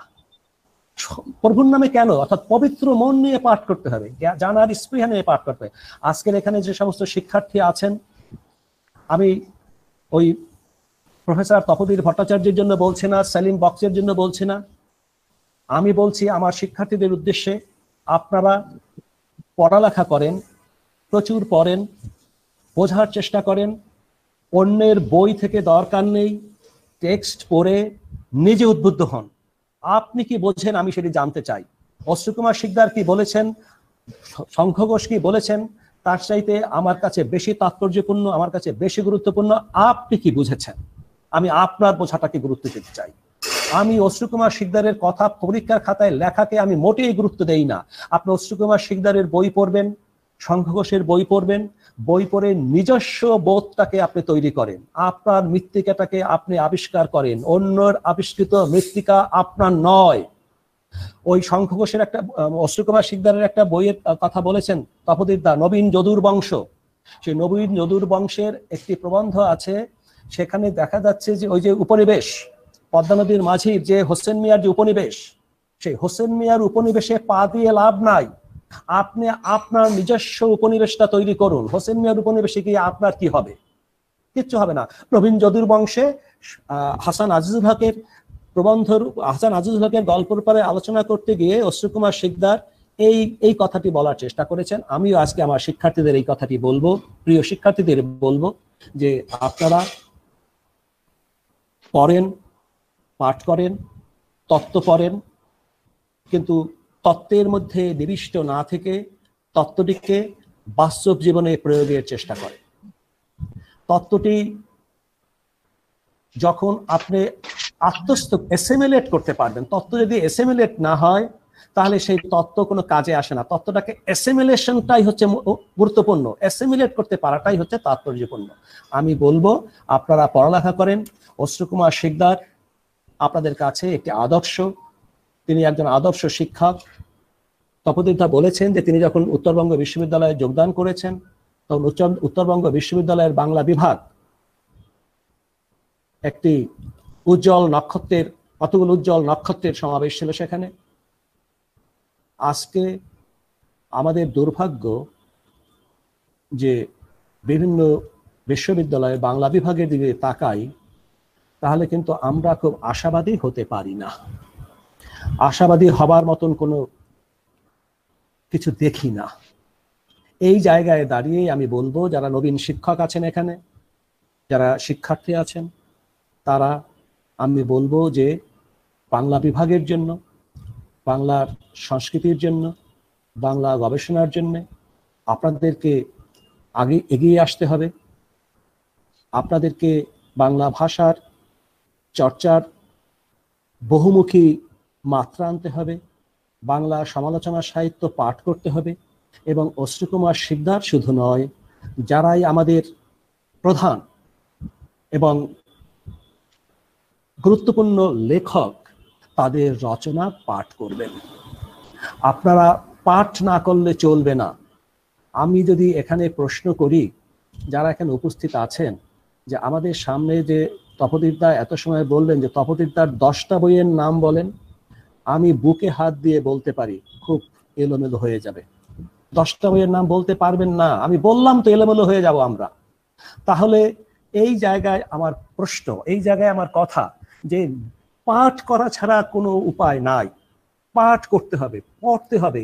এই সমস্ত একটা যুগ এসেছে, যে যুগটার ফলে আজকের এই আন্তর্জাতিক যে আপনাদের সেমিনার সেটা সম্ভবপর হচ্ছে, এই টেকনোলজির কারণে সেটি সম্ভবপর হচ্ছে। কিন্তু এই টেকনোলজি আমাকে কিন্তু ক্রিপেলড করে দিয়েছে, আমাকে পঙ্গু করে দিয়েছে, এবং আমি টেকনোলজির কাছে দাস হয়ে পড়েছি। এই টেকনোলজির কাছে দাস আপনারা হবেন না। আপনারা মনে রাখেন, আমরা আজকে এটাকে স্মার্টফোন বলছি, স্মার্টফোন কখনোই স্মার্ট হতে পারে না। মানুষের চাইতে স্মার্টকে যে মানুষ ফোন তৈরি করেছে, সে মানুষের চাইতে স্মার্টফোন হয়ে গেল, বড় হয়ে গেল, ফোনটা স্মার্ট হয়ে গেল, আর মানুষ হয়ে গেল আনস্মার্ট। আমি বিশ্বাস করি না। আপনি স্মার্ট, আপনি একটা ছোট্ট ফোনের কাছে বন্দী হয়ে, ফোন সেটের কাছে বন্দী হয়ে যান না, বন্দী হয়ে থাকেন না। অশ্রুকুমার শিকদার হতে পেরেছেন।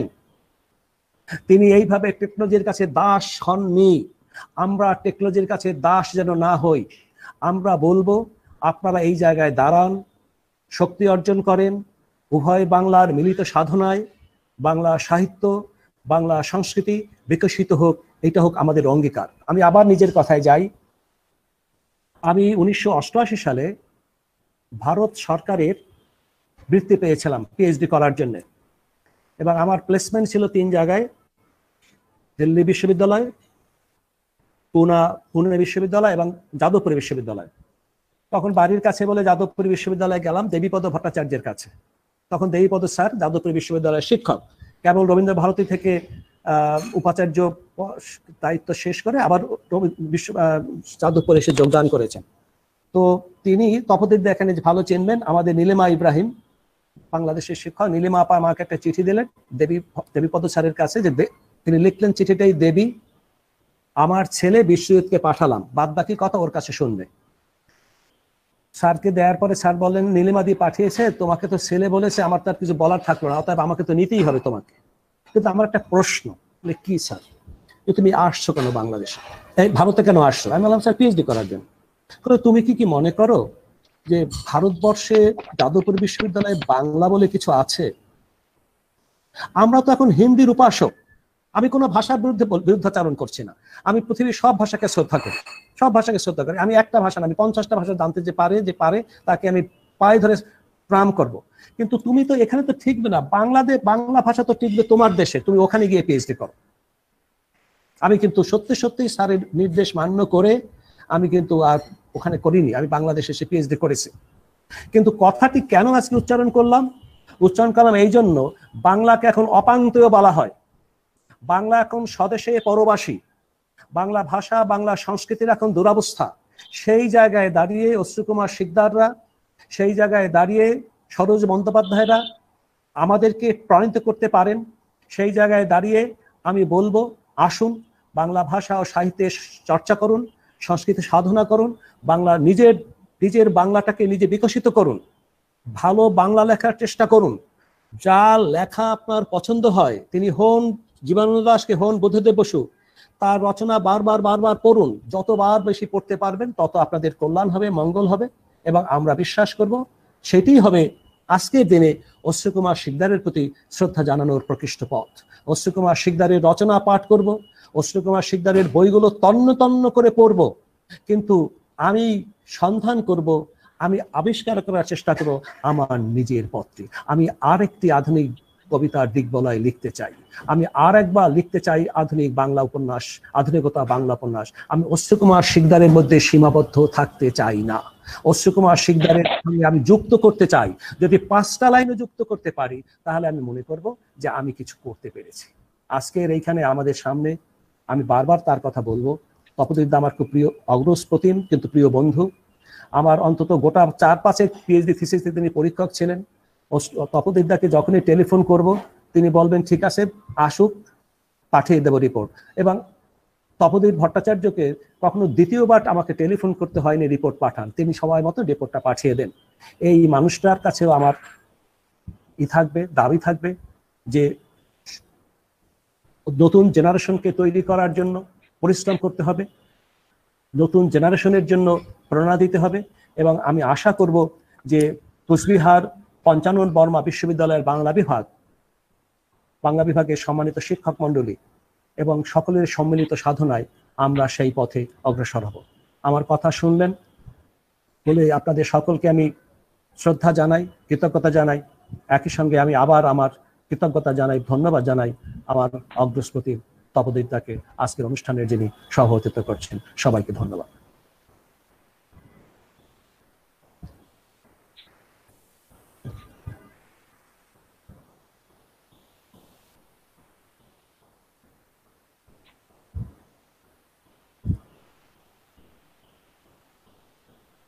শোনা যাচ্ছে না কথা? হ্যালো হ্যালো হ্যালো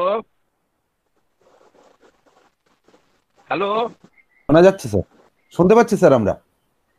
হ্যাঁ আমরা শুনতে পাচ্ছি। হ্যাঁ বলো। শুনতে পাচ্ছি আবার তপোদীপ স্যার আছেন?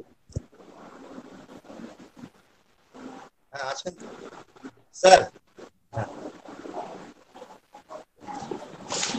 স্যার আবার শুনতে পাচ্ছি না স্যার। স্যারের কথা শোনা যাচ্ছে, আপনার এটা কি অফ হয়ে আছে না?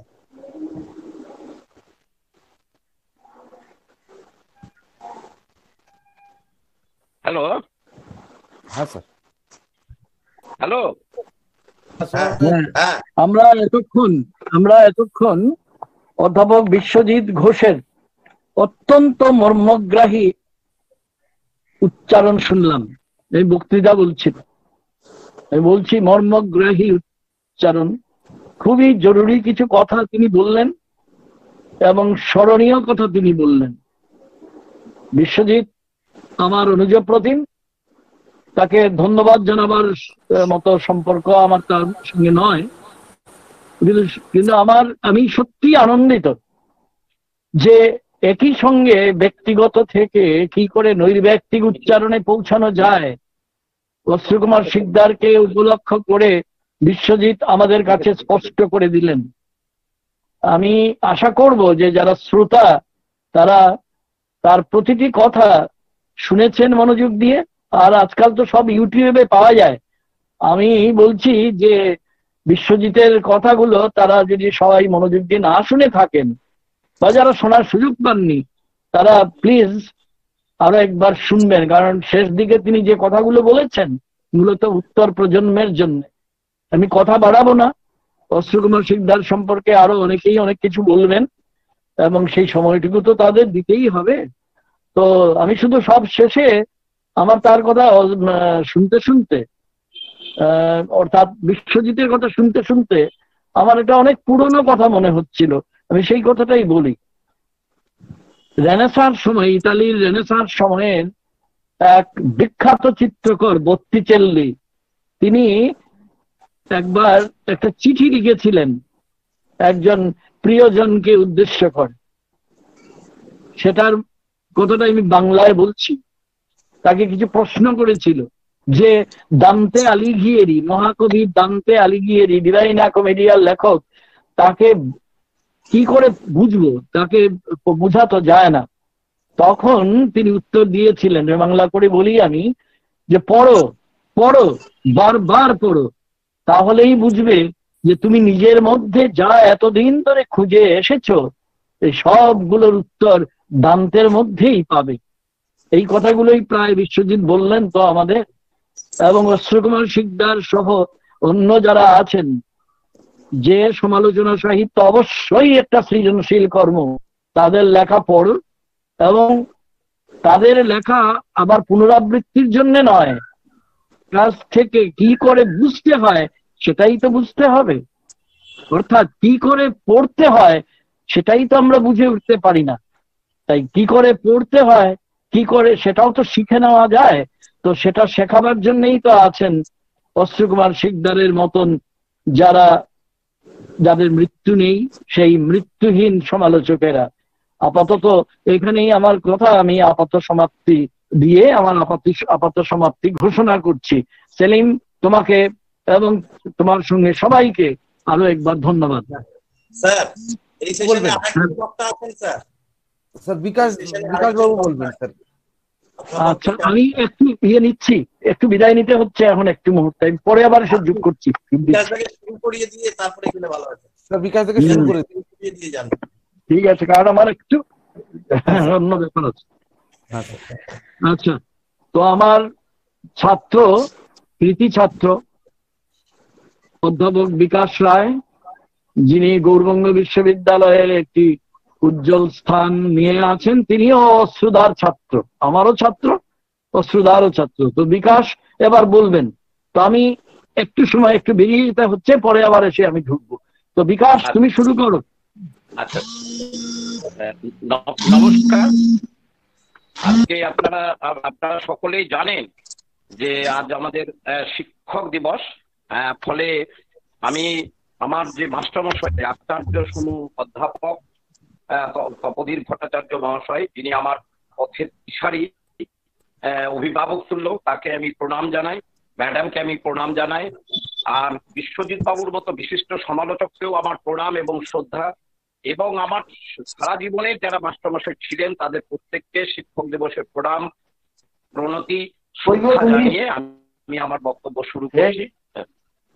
আজকের যে বিষয়, যে সমালোচনা সাহিত্যে অশ্রুকুমার শিকদার, সেই বিষয়ে বলার আগে যেহেতু আমি প্রত্যক্ষ ছাত্র, সেহেতু আমি বিষয়টির নাম দিয়েছি অশ্রুকুমার শিকদার শ্রেণীকক্ষে আর্টিস্ট, চিন্তায় আধুনিক। অর্থাৎ আমরা যখন কলেজ জীবন থেকেই জেনে এসেছিলাম যে অশ্রুকুমার শিকদার একজন বিশিষ্ট সাহিত্য সমালোচক, এক অসাধারণ শিক্ষক, যার বাগ্মিতাকে সকলেই শ্রদ্ধা করে। এহেন প্রবাদ প্রতিম অধ্যাপকের সঙ্গে আমার প্রথম পরিচয় হয়েছিল আধুনিক কবিতার দিক বলায় গ্রন্থটির মধ্য দিয়ে, এবং সেই থেকে যে শুরু হলো এই শুরু হলো সাহিত্য সমাজ চিন্তক মানুষটির প্রতি শ্রদ্ধা, সরাসরি ছাত্র হওয়ার স্বপ্ন এবং প্রলোভন। সেই স্বপ্ন কার্যক্ষেত্রে বাস্তবে সে রূপ নিল উত্তরবঙ্গ বিশ্ববিদ্যালয়ের বাংলা বিভাগের ছাত্র হওয়ার সুবাদে। কোনো এক সোমবার সকাল 10:30 প্রথম পিরিয়ড নিতে শ্রেণীকক্ষে এলেন বেটে খাটো কালো প্যান্ট হাফ সাদা জামা পরিহিত এক মাস্টারমশাই, যিনি আমাদের আগ্রহের কেন্দ্রবিন্দু, যাকে ঘিরে আমাদের আকর্ষণ। ছাত্র হিসেবে পড়ার স্বপ্ন সেই অধ্যাপক অশ্রু কুমার সিকদার জীবনানন্দের শ্রেষ্ঠ কবিতা বইটি নিয়ে পড়াতে শুরু করলেন টানা 1 ঘন্টা। সোমবারের এই 1 ঘন্টা ক্লাস করার জন্য কত রবিবার আমরা হোস্টেল ছেড়ে বাড়িতে আসতে পারিনি। দুপুর 2টোর পর কখনো দেখেছি ওনাকে লাইব্রেরিতে। তারপরে অশ্রুবাবুর ক্ষেত্রে যেটি সবচেয়ে বড় কথা, দেখবেন ছাত্রছাত্রীরা এখন মাস্টারমশাইদেরকে অবলীলা ক্রমে বলতে পারেন যে আমাদের একটা সাজেশন দিন স্যার, কিন্তু আমরা দেখেছি যে আমাদের সাহস হয়নি অশ্রুবাবুকে একটা সাজেশন দিন স্যার এই কথা বলার, আমাদের সাহস হয়নি। এবং এখন দেখবেন চাকরির ইন্টারভিউয়ের কল লেটার নিয়েই যেভাবে ছাত্রছাত্রীরা মাস্টার দেখার জন্য কোড আনকোড দেখার জন্য অনুরোধ করে, বা অশ্রুবাবুদের কাছে এই ধরনের অনুরোধ করার সাহস আমরা সঞ্চয় করে উঠতে পারিনি কখনো। আবার সময় পাল্টায়, অভাব থেকে যায় অশ্রুবাবুর মতো এক বিরল প্রজাতির শিক্ষকদের। আমাদের যখন তপস্বী তরঙ্গিনী কাব্য নাটক পড়াতেন, তখন পড়াতে পড়াতে আমাদের নিয়ে যেতেন টি.এস. এলিয়টের ভাববিশ্বে, কখনো মার্ডার ইন দ্য ক্যাথিড্রাল নাটকের দৃশ্য থেকে দৃশ্যান্তরের মধ্যে চলে যেতেন রবীন্দ্রনাথের প্রচিতা কবিতার মরুভূমিতে। আমাদের ইন্দ্রিয় সংবেদনে তখন নানা স্পর্শ আচ্ছন্ন হয়ে থাকতো মন। ঘোর কাটিয়ে আবার অপেক্ষা করতাম পরের দিনের ক্লাসের জন্য।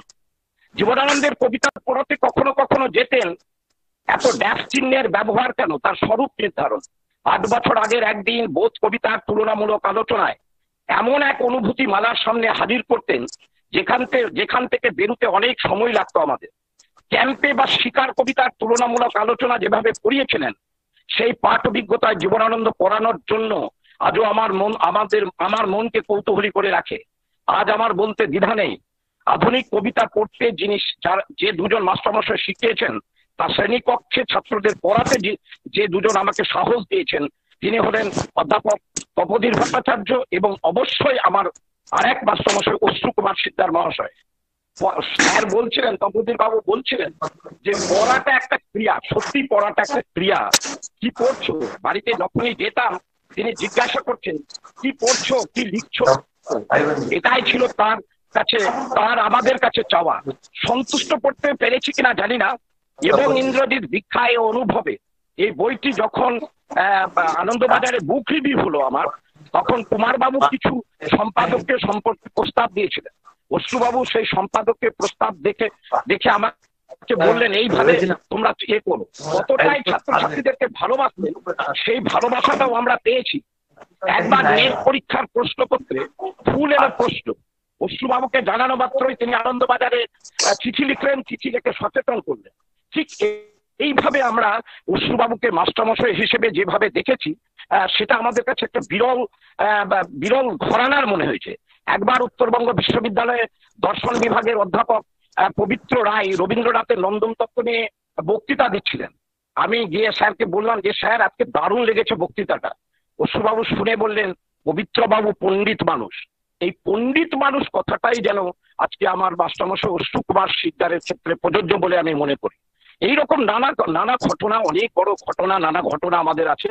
শিলিগুড়িতে যখনই আমি গেছি, তার বাড়িতে গেছি, এবং শিলিগুড়িতে গিয়ে 2016 সাল সময় 16 কিংবা 17 এইরকম ভাবে রিফ্রেশার কোর্স পড়াতে গিয়ে আমি বিকেলবেলা ওনার বাড়ি যাই। বাড়িতে গিয়ে দেখছি সে পদ্ম আসন করে চেয়ারে বসে আছেন। তখন বলছেন যে আর আমি চোখে দেখতে পাই না, পড়তে পারি না।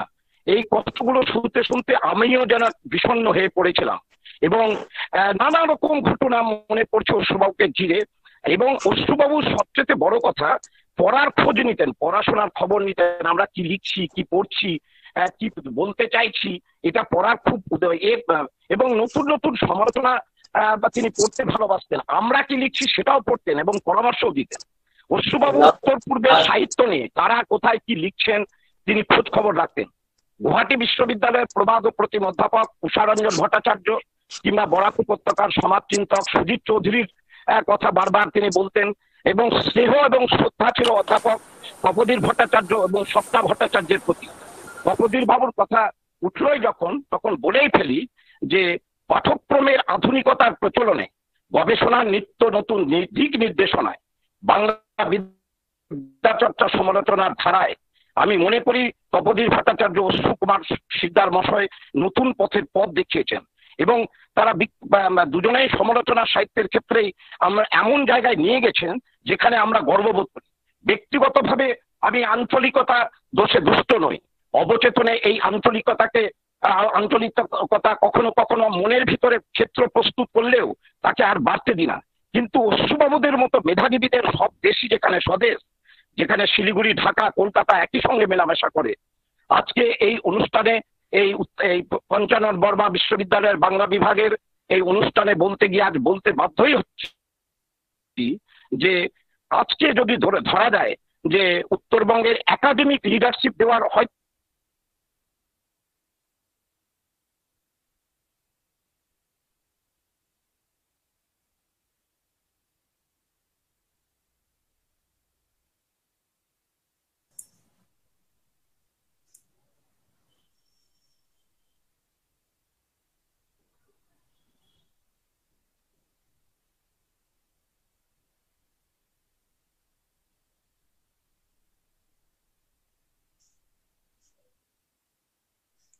শ্রেষ্ঠ সাহিত্য সমালোচক এবং হ্যাঁ আমাদের আশ্রয়, আমাদের অভিভাবক, আমাদের অহংকারের নামও অশ্রুকুমার শিকদার।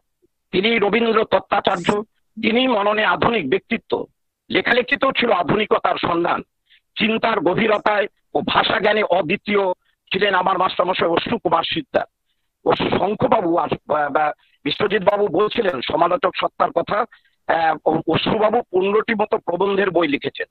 আমাকে যদি ব্যক্তিগতভাবে কেউ জিজ্ঞাসা করে যে অশ্রুবাবুর আধুনিকতার দিক বলা হয়, আধুনিকতা ও বাংলা উপন্যাস কিংবা রবীন্দ্রনাথের রূপান্তর ঐক্য বা আরো অনেকগুলো বই যেগুলো আছে সেইগুলো বইয়ের কথা বললেও আমি যেন 3টে গ্রন্থের কথা বলবো যেগুলি সেইভাবে সমাদর পেল না পাঠক মহলে বা সমালোচক হিসেবে তিনি সেই জায়গাগুলো স্বীকৃতি পেলেন। সেই 3টি বই আমার কাছে মনে হয়েছে। প্রথম বই অবশ্যই নবীন যদুর বংশ, যে বই সম্পর্কে শঙ্কর ঘোষ বারবার বলতেন যে এই বইটি তোমার দারুণ বই, এবং আর অশ্রুবাবু বলতেন তোমার সেই বই নবীন যদুর বংশ। আর একটি সত্যপ্রসাদ সেনগুপ্ত সম্পাদিত বিবেকানন্দ একটি অ্যান্থোলজিতে একটা লেখা বেরিয়েছিল বহু আগে স্বামী বিবেকানন্দের ওপর। সেই স্বামী বিবেকানন্দ নিয়ে লেখা পর সেই বইটিতে হঠাৎ করে কলেজ স্ট্রিটে একদিন পুরনো দোকানে সেই বইটি পাই এবং দেখি অশ্রুবাবু একটি 61-62 পাতার মতো একটা বিরাট প্রবন্ধ রয়েছে বিবেকানন্দ নিয়ে। এবং এই বিবেকানন্দ বই নিয়ে প্রবন্ধটি স্যারকে দেখানো মাত্র বলি এটা বই করবো স্যার। স্যার তখন বললেন কে আবার বই পড়বে। তারপরে 21 শতক থেকে আমি উদ্যোগ নিয়ে বাংলা সাহিত্যে বিবেকানন্দ নামে একটি চটি বই আছে, আমি জানি না কয়জন এই বইটি দেখেছেন। বাংলা সাহিত্যে বিবেকানন্দ নামে সাধারণ একটি চটি বই। আরেকটি বই যেটি আমি বলবো সেটি হচ্ছে কবির অনুবাদ। রবীন্দ্র ভারতী বিশ্ববিদ্যালয়ে তিনি 3 দিনের বক্তৃতা দিয়েছিলেন এবং 3 দিনের বক্তৃতাকে সম্বল করে এই বইটি এইটা বেরিয়েছিল প্রথমে রবীন্দ্র ভারতী বিশ্ববিদ্যালয়ের পত্রিকায়, পরে বই আকারে বেরোয় কবির অনুবাদ। ওই প্রকাশনী থেকেই রবীন্দ্র ভারতী প্রকাশনা থেকে বেরোয় বই হয়ে কবির অনুবাদ।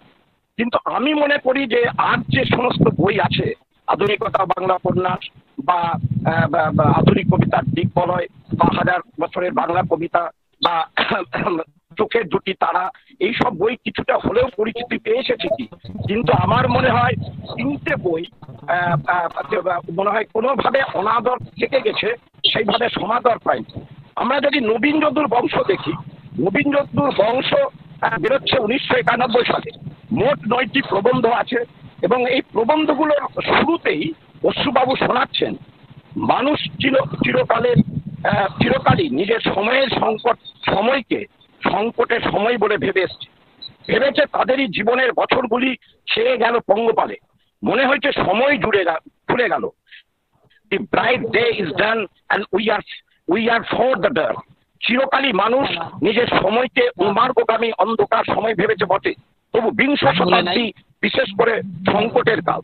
আধুনিক সাহিত্য সংকটের সাহিত্য, বিংশ শতাব্দীর সাহিত্যের মর্মে জড়িয়ে আছে অ্যাপোক্যালিপটিক ফোরবোর্ডিং। তৃতীয় বিশ্বের দেশগুলি যখন শোষণে জর্জরিত, তৃতীয় বিশ্বের দেশগুলি যখন অপরিসীম দারিদ্র্য আর ক্ষুধায় অস্তিত্ব বিপন্ন, এই সব সংকট ভাঙন বিপন্নতার ভাবনার দ্বারা অনুপ্রাণিত বিংশ শতাব্দীর কিছু সাহিত্যের নমুনা এই রবীন্দ্রদূর বংশের সংকলনগুলিতে আলোচিত হয়েছে। এবং সংকটের ভাবনায় যেন প্রবন্ধগুলির ঐক্যসূত্র কি আছে, আমরা কয়েকটি প্রবন্ধ ধরে যদি যাই রবীন্দ্রদূর বংশে, প্রথমে আমরা দেখতে পাবো যে বইটার মধ্যে কি কি বিভাগে এই রবীন্দ্রদূর বংশ গ্রন্থটি, অশ্রুবাবুর এই বিভিন্ন ভাবনাপূর্ণের এই সংকলন গ্রন্থটিতে অশ্রুবাবু যে তার পড়াশোনার খিদের কথা বললে আমার মনে পড়ে যায় 2004 সালে একবার উনি আমাকে ফোন করেছিলেন যে তপোধীরের লাইব্রেরি, তপোধীরের ওখানে আছো আসাম বিশ্ববিদ্যালয়ে, তপোধীরের লাইব্রেরিতে প্রচুর বই বলে উনি আমাকে কতগুলো বই আনতে বললেন যে যদি পারো রেবেলিয়াস অ্যান্ড হিজ ওয়ার্ল্ড এবং ডেভিড লজের after Bakhtin essays on fiction and criticism বই দুটি পারলে নিয়ে এসো। গ্রীষ্মাবকাশের ছুটিতে বই দুটো জেরক্স করে স্যারের হাতে বাড়িতে দিয়ে আসি। স্যার পড়তে ভালোবাসতেন, যে কোনো লেখার জন্য প্রচুর পড়াশোনা করতেন, প্রস্তুতি নিতেন। বাংলা সাহিত্য বইটি লেখার সময় সেই চাক্ষুষ অভিজ্ঞতা আমি দেখেছি। তিনি আমাকে হঠাৎ করে বললেন যে কলকাতা বিশ্ববিদ্যালয়ের খ্যাতনামা অধ্যাপক বাসুদেব চট্টোপাধ্যায়, আপনারা নিশ্চয়ই জানেন, Bengal partition selections from the confidential records বইটি আমার সংগ্রহে নেই, যদি এনে দিতে পারো তাহলে খুব খুশি হই। এই বইটি যখন তাকে এনে দিলাম তিনি অত্যন্ত খুশি হয়েছিলেন এবং বাংলা সাহিত্যে বইটির শুরুতেও তিনি আমার কথা লিখেছিলেন। এবং এই যে আমি বললাম তোমার সেই বই, শঙ্করবাবু যাকে বলেছিলেন তোমার সেই বই, অশ্রুবাবু প্রায় বলতেন আমি বইজীবী মানুষ। এই আমি বইজীবী মানুষ কথাটি যদি দেখা যায় শঙ্করবাবুকে একটা লেখা চিঠিতে এবং বলেছে। আমরা চলে যাই আবার রবীন্দ্রদূর বংশের জায়গায়। এই ভাবনাচূর্ণের মধ্যে তিনি অশ্রুবাবু বিরাট পড়াশোনার ব্যাপ্তি, বিরাট জগৎ। এই বইয়ে লিখলেন তেমনি ব্রহেস, কার্পেন্টিয়ার, এলেন বুক, দস্তোয়েভস্কি, সোলজেনিৎসিন, হেরম্যান হেসে, ভারতীয় সাহিত্যের উড়িয়া ঔপন্যাসিক গোপীনাথ মহান্তি, বাংলাদেশের শক্তিশালী লেখক হাসান আজিজুল হক, এদের নিয়ে একটা নির্মোহ অভিজ্ঞানের প্রতিবেদন উপস্থিত করলেন আমাদের সামনে। তার প্রথম প্রবন্ধ এলেন বুক এবং আত্মচরিত প্রবন্ধে অশ্রুবাবু বলছেন আত্মচরিত শেষ হয় আর উপন্যাস আরম্ভ হয়, তার সুনির্দিষ্ট সীমারেখা দ্বারা অসম্ভব। এরেনবুর্গের পরিবেশ আত্মরচিত রচনা আরো কঠিন। এইরকম একটি জায়গায় তিনি গেলেন। আত্মচরিতের উদ্দেশ্যই হচ্ছে to bring to life some petrification of the past with loving eyes. এই শতাব্দীর চেহারা পরিবর্তিত করে দিয়েছেন যেসব কীর্তিমান মানুষ, সেই মানুষের জীবন্ত চিত্রসারা রচনা করা। গোটা বিশ্বের এক অস্থির সময়ের রাজনৈতিক প্রেক্ষিত এবং সংশ্লিষ্ট প্রতিবেদনকে এক অপূর্ব চিত্রমালায় উপস্থাপিত করেছেন এই প্রবল ব্যক্তিত্ব। সেই কারণেই বুঝি শঙ্করবাবু লিখতে বাধ্য হন। অশ্রু যেন এই বইটির মধ্যে গোটা একটা যুগকে ধারণ করে আছে। 6 খণ্ডে বিন্যস্ত এই বিশালাকার আত্মচরিতে উঠে এসছে মনুষ্যত্ববোধের পৃথিবী এবং এসেছে সৃষ্টি সুখের উল্লাসের জন্য ব্যাপক স্বাধীনতার আরতি। কেননা স্বাধীনতাহীনতায় কে বাঁচিতে চাই। তাই তো এরেনবুক মনে করেন মননের আগে, চিন্তার আগে বেঁচে থাকা দরকার। এই বেঁচে থাকার দার্শনিক ডেকার্তের উল্টো পিঠের কথা।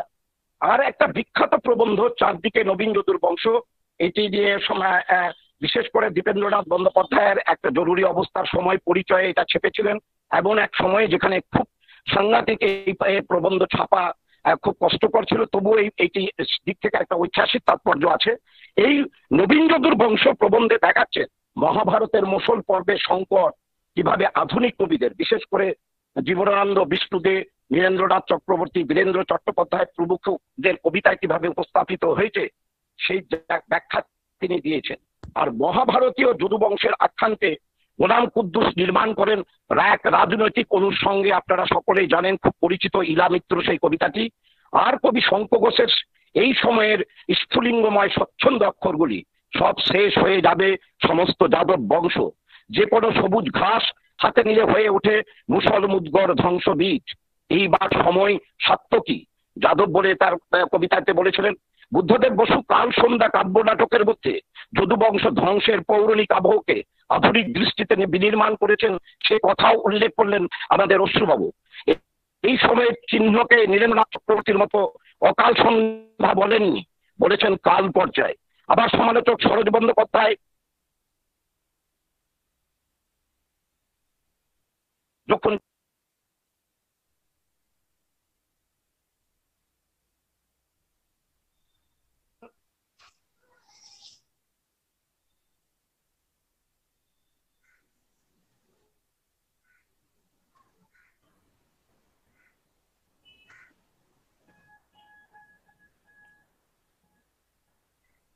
বিকাশবাবু বোধহয় কেটে গেছেন। প্রণবদা, হ্যাঁ, বিকাশ থেকে পাওয়া যাচ্ছে না? না, মনে হচ্ছে লাইনটা কেটেছে, যোগাযোগ বিচ্ছিন্ন। হ্যাঁ, এসেছেন। কেটে যাচ্ছে। আসলে আমি ফোনে বলছি তো, ফোন আসলেই ডিক্লাইন করতে গেলে ইয়ে হয়ে যাচ্ছে। আমাদের কালকে গোটা রাত লাইট ছিল না বলে আমরা চার্জ দিতে পারিনি এতে ল্যাপটপে, ফলে ওই কারণে এই দিতে হয়েছে আমাকে। হ্যাঁ, তো ফলে পৃথিভূমির পিতৃপুরুষেরা এবং বহির্ষের গোলকধাঁধা প্রবন্ধ দুটি পুরোটাই কিন্তু অশ্রুবাবু ল্যাটিন আমেরিকার সাহিত্য কর্মের ওপর আধুনিক দৃষ্টি প্রক্ষেপণ করলেন। কি হারে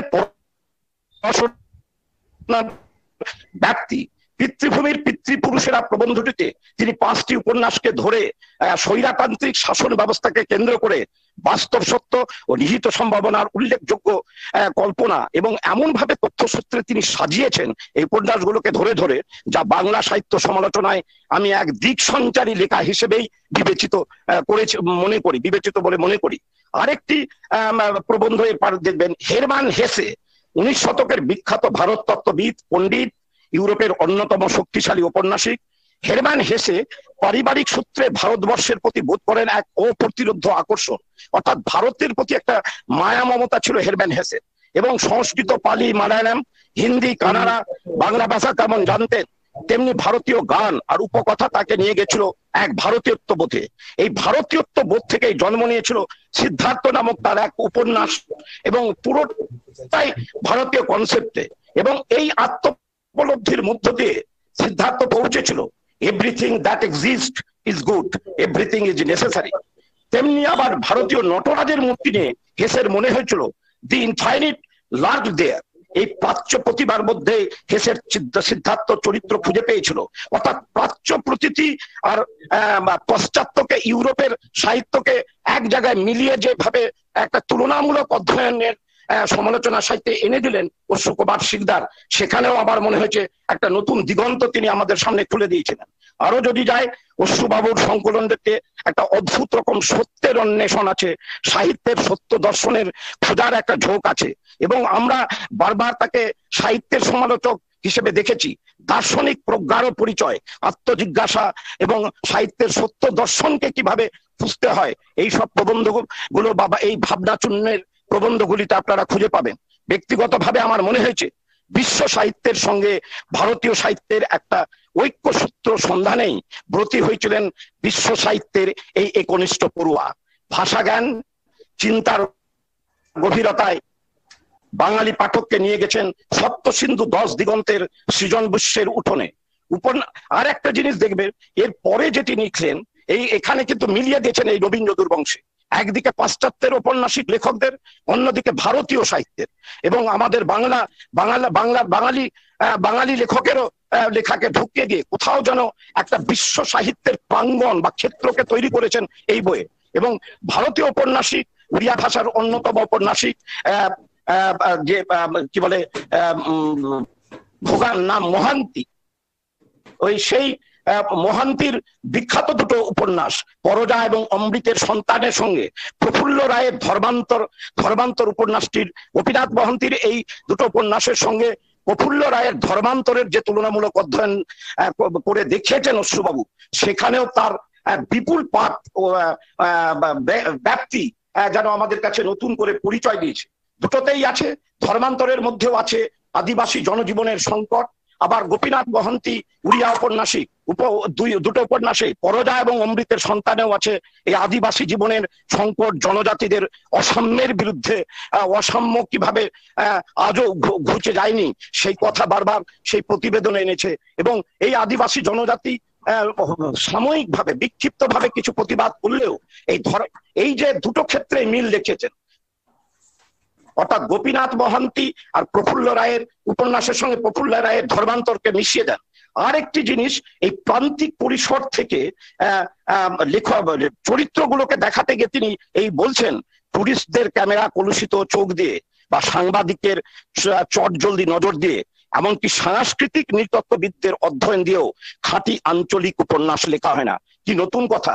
আমরা যে আঞ্চলিক উপন্যাসের সংজ্ঞা সংরূপে দেখে পড়ে এসছি, যে শর্ত আমরা পড়ে এসছি, বিশেষত্ব পড়ে এসছি, অশ্রুবাবু যেন আঞ্চলিক উপন্যাসের শর্ত এবং সংজ্ঞাকে নতুন করে দেখালেন।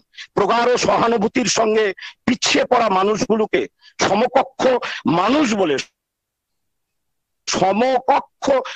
বলে, এটি খুব মানে অবশ্যই মানে স্মরণযোগ্য, সমকক্ষ মানুষ বলে গ্রহণ করতে পারলে তবেই সম্ভব সেই তন্ময়তা যা মহৎ আঞ্চলিক উপন্যাস রচনার অন্যতম শর্ত। আমাকে যেন আঞ্চলিক উপন্যাস রচনার বিশেষত্ব আর শর্তকে নতুন ভাবে উন্মোচিত করলেন অশ্রু কুমার শিকদার। লাস্ট প্রবন্ধ, যেটি হাসান আজিজুল হকের নিজস্ব পরিবেশের কথা আমাদের বিশ্বজিৎ বাবু বলছিলেন, হাসান আজিজুল হক কে আমাদের নতুন করে কিন্তু পরিচয় করিয়েছেন অশ্রুবাবুই প্রথম তার পথিকৃৎ আমি মনে করি। কি দেখালেন তিনি? দেখালেন যে হাসান আজিজুল হক জগদীশ গুপ্ত এবং মানিক বন্দ্যোপাধ্যায়ের সমগোত্রীয় বললেন। এটা নিয়ে হয়তো বিতর্কও থাকতে পারে, এটা নিয়ে মতান্তরও হতে পারে। যেটা বললেন বিশ্বজিৎ বাবু, অশ্রুবাবু যা বললেন তার বাইরে আমরা নতুন কিছু ভাবতে পারি কিনা? হ্যাঁ, ভাবতে পারি। আধুনিক কবিতার দিক বলয়ে সমর সেনকে উনি শহরের কবি বলেই দেখিয়েছেন আর 5 জনের মতো, কিন্তু সমর সেনের মধ্যে এমনও কিছু গ্রামীণ নৈসর্গিক রূপ, প্রকৃতির মতো কথা আমরা পেয়েছি, যেখান থেকে আমরা অশ্রুবাবুর চিন্তা ভাবনা থেকে অনেক দূরে সরে আসতে সাহায্য করেছে। ফলে আমরা মানিক বন্দ্যোপাধ্যায় জগদীশ গুপ্তের সমগোত্রীয় বলাটাকে মানতেও পারি, নাও মানতে পারি। আবার কমল কুমার মজুমদারের সঙ্গে তার কমল কুমার মজুমদারের প্রভাব বা নৈকট্যের কথা বলেছেন, এটাও যেন আমার কিছুটা খটোমটো মনে হয়েছে। যে কমল কুমার মজুমদারের ভাষা আর সঙ্গে যদি কিছুটা সাদৃশ্য আমি পেয়েছি, এই কোচবিহারেরই অমিয়ভূষণ মজুমদার, যিনি বাংলা ভাষার ক্ষেত্রে একটা বিরাট নতুন দিক দেখিয়েছিলেন, যাতে কমল কুমারের সঙ্গে তাকে এক আসনে আমি বসাতে পারি। কিন্তু অশ্রুবাবু আবার নৈকট্য এবং প্রভাবের কথা বলেছেন হাসান আজিজুল হকের গল্প নিয়ে। হাসান আজিজুল হকের যে গল্পগুলিকে উনি বাঁচলেন, উত্তর বসন্তে গল্পে সেই বাড়িটার মধ্যে সবকটি মানুষ অসুস্থ, উত্তর বসন্তে সেই বাড়িটার মধ্যে যে সবকটি মানুষ অসুস্থ, এবং বাণীর হাতকে কবির যখন মুঠোর মধ্যে নিতে গেল, বাণী শোনায় আমাদের লোভী করতে নেই, আমাদের কোনো অধিকার নেই জীবন। কিংবা অন্তর্গত নিষাদ গল্পে এই ধরা সুখের সংসারে লাথি মেরে লোকটা বাড়ি কাটে ঝুলছে, আর সম্মুখে শান্তি পাড়াবার এই গল্প নিয়ে দেখা গেছে অনাহারে ক্লিষ্ট পিতা তার পুত্রের সংলাপে যে সামাজিক সত্যের কাছে আমাদের নিয়ে যাচ্ছেন, সেখানে পাঠক শিউরে উঠতে পারে। খেতে না পাওয়া পিতা যখন ছেলেকে শোনায়, তারা বাঁচলেই তো মানুষের বাঁচা হয়ে গেল, পচা ক্ষয় ধরা উড়ে লাগা টেরা ডাকা ন্যাংটো মানুষদের বাঁচতেই বা হবে কেন? অর্থাৎ ক্ষুধা কোড আনকোট, বাঁচা কোড আনকোট, এই নিয়েই যে হাসান আজিজুল হকের নিজস্ব উপনিবেশ, এটাকেই আমাদের সামনে তুলে ধরলেন অশ্রু কুমার শিকদার। অস্তিত্বের সংকট গল্পের পরতে অন্তর্বাস্তব আর বহির্বাস্তবে তার গল্পের মধ্যে খুঁজে পেলেন দিনমজুর, ভিক্ষুক, ক্ষুধার জ্বালায় শরীর বিক্রি করতে প্রস্তুত থাকা যুবতীকে, খুঁজে পেলেন তৃতীয় বিশ্বের বাংলাদেশ নামক এক ভূখণ্ড, যে ভূখণ্ডে অপাঙ্কেয় পিছিয়ে পড়া হত দরিদ্র মানুষদের নিয়ে হাসান আজিজুল হকের নিজস্ব উপনিবেশ। এই যে উপনিবেশ, যে আমরা দেখতে পাবো যে মেয়ে মানুষটা যে এই পড়া দেশে কাজ নাই, এখানে আর অন্য নাই, ভদ্রলোক ভাত ছিটিয়ে মেয়ে মানুষটা ন্যাংটো হয়। ক্ষুধার এই শিল্প, খিদের এই হাহাকার বাঁচার অধিকারের আর্তিকে যেমন প্রকট করে, তেমনি বেঁচে থাকার দর্শন এক শূন্যতা থেকে মুক্তির জন্য অপেক্ষা করে। মূলে আছে বাঁচা, অজান্তব ভাবে বাঁচা এবং স্থূলতম শারীরিক ভাবে বাঁচা, সেই বাঁচা থেকে মুক্তির সত্য।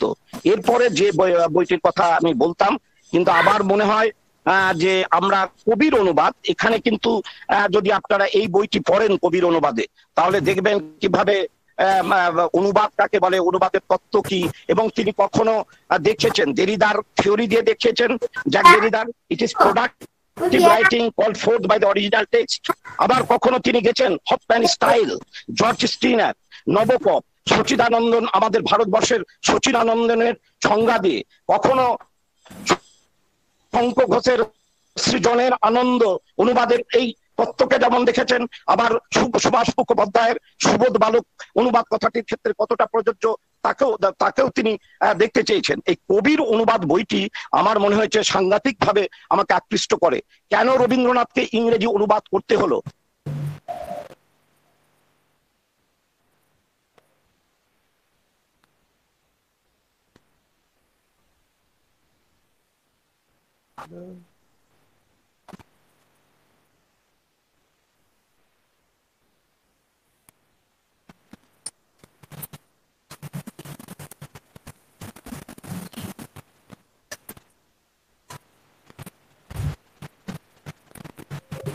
দেখতে পাচ্ছি না, কেটে গেল। হ্যাঁ, আবার কেটে গেল। আমি এবার শেষ করে দিই। কবির অনুবাদ এটা নিয়ে বললেও দীর্ঘভাবে বলা যায়। আমাকে যদি প্রণব বাবুরা এই ঠাকুর পঞ্চানন বর্মা বিশ্ববিদ্যালয় যদি অশ্রুবাবু নিয়ে গ্রন্থ করেন এই সমালোচনা সাহিত্যে, আমি এটা লিখিত আকারেই আপনাদের দেব। যে অনুবাদ এবং কবির অনুবাদ, নবীন যদুর বংশ এবং বাংলা সাহিত্যে বিবেকানন্দ নিয়েই আমার মূলত আলোচনার বিষয় ছিল। যেহেতু বারবার ফোন আসছে, আজকে শিক্ষক দিবস, এই তাণ্ডব, এই উৎপীড়ন, এই আমাকে বইতে হবে, ফলে বারবার সময় নেই, তিথি নেই, নক্ষত্র নেই, সব সময় চলে আসছে একটার পর একটা প্রণামের জন্য, আর এর জন্য বারবার আপনাদেরকে ডিস্টার্বও করছে, ব্যাঘাত ঘটাচ্ছে। আমরা বরঞ্চ একটু উপসংহারে চলে যাই। অনুবাদ তত্ত্ব, কবির অনুবাদটা আপনারা পড়ে দেখবেন, কেন রবীন্দ্রনাথ অনুবাদে এলেন, কি করলেন রবীন্দ্রনাথ, কি কারণে করলেন, শিশির দাসের সঙ্গে কোথায় তার মিল হলো, কোথায় তার মতান্তর ঘটলো, সে কথাও এই বারবার এই বইয়ে আছে। এবং তিনি শেষে বলেছিলেন, রবীন্দ্রনাথকে শেষ সিদ্ধান্তে এসেছিলেন যে আপন ভাষার রাজ্যে তিনি তো সম্রাট। অর্থাৎ অনুবাদ যদিও করেনও ইংরেজিতে, তবুও তিনি আপন ভাষা অর্থাৎ বাংলা ভাষাতেই তিনি সম্রাট।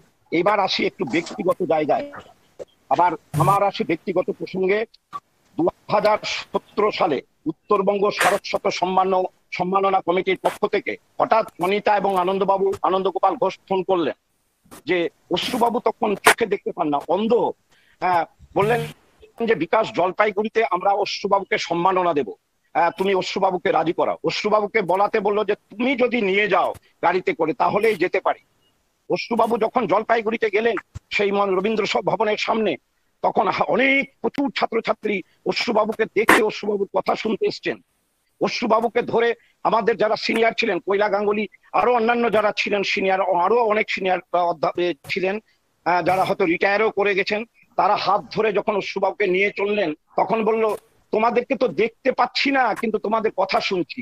এই যে তোমাদেরকে দেখতে পাচ্ছি না, তোমাদের কথা শুনছি, কোথাও যেন আমাদের চোখের কোনো এক কোণে যেন একটা জল এসেই গিয়েছিল। তারপর যখন আমাকে বললেন আনন্দবাবু তুমি দেবে সারস্বত সম্মান উনার হাতে তুলে, এই সম্মান যখন আমি হাতে তুলে দিই, তখন কেন যেন আমার মনে হয়েছিল যে এই যথাযোগ্য লোক তো আমি নই, কিন্তু তাও আমার কেন যেন মনে হয়েছিল যে তারপর মঞ্চ থেকে মাটিতে নেমে 2019-এর 21শে ফেব্রুয়ারি এই ভাষা সেনানী স্মরণীয় ঘটনাটা আমার চলে গেলেন এক অনন্ত লোকে। এই আলোচনায় বলতে গিয়ে বারবার ভেবেছি কি বলবো, কোনটা বলবো, কোনটা প্রচুর বলা যায় অশ্রুবাবুকে নিয়ে। শিক্ষক অশ্রুবাবু ক্লাসে কিরকম আর্টিস্ট ছিলেন, যারা ক্লাস করেছেন, জীবনানন্দের ক্লাস যখন করাতেন আমাদের গায়ের চুল হয়ে দাঁড়িয়ে যেত, স্তব্ধ, মানে একদম নিস্তব্ধ হয়ে যেত। যখন তপস্বী তরঙ্গিনী পড়াতেন কোন এক অনন্ত লোকে নিয়ে চলে যেতেন, যে কখনো পাশ্চাত্য সাহিত্য, কখনো অন্য জায়গায়। আবার যখন তিনি উপন্যাস পড়াতেন, উপন্যাস তত্ত্ব পড়াতেন, তখন কোথায় যেন আমাদের নিয়ে চলে যেতেন। আমি মনে করি যে এই প্রান্তিক পরিসরে থেকেও দুটো মানুষ আমাদেরকে, আমাদের মর্যাদাকে, আমাদের ছাত্রদের মর্যাদাকে বড় বড় জায়গায় নিয়ে গেছে। তাদের মধ্যে অন্যতম হলেন অশ্রুকুমার শিকদার এবং তপোধীর ভট্টাচার্য। দুজনেই লেখালেখি করেছেন, দুজন প্রান্তিক পরিসর থেকে তারা বুঝিয়ে দিয়ে গেছেন প্রান্তিক পরিসরে, যেখানে ভালো লাইব্রেরি নেই, যেখানে গ্রন্থাগার নেই, যেখানে বইয়ের অভাব, সেখানে প্রতিভার যে কি থাকতে পারে তার বিচ্ছুরণ তারা দেখিয়ে দিয়েছে তাদের গ্রন্থগুলোর মধ্যে। অশ্রুবাবুর 15টি প্রবন্ধকে সামনে রেখে আমি এখন দেখতে পাই আমরা ছাত্র, আমরা ওনার আচার্য সম এই আন্তর্জাতিক মানের শিক্ষক, আমাদের অহংবোধ, আমরা উত্তরবঙ্গ বিশ্ববিদ্যালয়ে পড়তে পারি কিন্তু আমাদের অহংবোধ, আমরা পড়েছি ভালো ভালো মাস্টারমশাইয়ের কাছে, অধ্যাপক অশ্রু কুমার শিকদার, অধ্যাপক তপোধীর ভট্টাচার্য, অধ্যাপক অচিন্ত বিশ্বাস, অধ্যাপক শিবরঞ্জন লাহিড়ী, শিবচন্দ্র লাহিড়ী, অধ্যাপক পুলিন দাস, অধ্যাপক গার্গী দত্ত, অধ্যাপক অঙ্কুশ এবং সুনীল ওঝা, কি সব সেই গোল্ডেন পিরিয়ডের বিখ্যাত মানুষদের কাছে পড়েছি। এটাই আমাদের অহংবোধ। এবং আজকেও যখন অশ্রু কুমার শিকদার নিয়ে বলছি তখন আলমারিতে সামনে তাকিয়ে দেখছি দ্বীপ প্রকাশন থেকে জল করছে অশ্রু কুমার শিকদার গদ্য সংগ্রহ 5টি খণ্ড। আসলে ওই গদ্য সংগ্রহ 5টি খণ্ড মধ্যেই অশ্রুবাবু থাকবেন আমাদের মধ্যে, শিক্ষক অশ্রুবাবু বেঁচে থাকবেন। তপোধীর বাবু দারুণ বলেছেন যে অশ্রুবাবুদের মৃত্যু নেই। আমি মনে করি কোনো ছাত্রের কাছে যেমন বাবা মার মৃত্যু হয় না, কোনো ছাত্রের কাছে কোনো শিক্ষকের মৃত্যু হয় না। অর্থাৎ এই রকম একটি জায়গা থেকে আজকে আমার সমস্ত শিক্ষককে প্রণতি জানিয়ে অশ্রুবাবু আমাদেরকে, উত্তরবঙ্গের মানুষকে এক গর্ব করে দিয়ে গেছেন। আমি আবার আগে বলেছি যে আঞ্চলিকতা আমি হয়তো প্রশ্রয় দিই না ঠিকই, কিন্তু উত্তরবঙ্গের সাহিত্য সংস্কৃতি চর্চার ক্ষেত্রে যিনি শ্রেষ্ঠ সমাজচিন্তক, শ্রেষ্ঠ সাহিত্য সমালোচক, শ্রেষ্ঠ লিডার, তিনি হচ্ছেন অশ্রু কুমার শিকদার।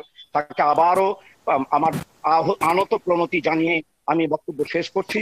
এবং ঠাকুর পঞ্চানন বর্মা বিশ্ববিদ্যালয় বাংলা বিভাগ উত্তরবঙ্গের এই কৃতি মানুষটিকে নিয়ে যে ভাবনা করেছে আলোচনা চক্র করার জন্য, এই রকম সুচিন্তিত আলোচনা করার জন্য ঠাকুর পঞ্চানন বর্মা বিশ্ববিদ্যালয়ের বাংলা বিভাগের কাছে আমি কৃতজ্ঞ আছি যে এই অনালোচিত সমালোচক সত্তাকে নতুন করে আবার ভাববার জন্য এবং আমাদের গর্বকে আরো একটু মাত্রা বাড়িয়ে দেওয়ার জন্য।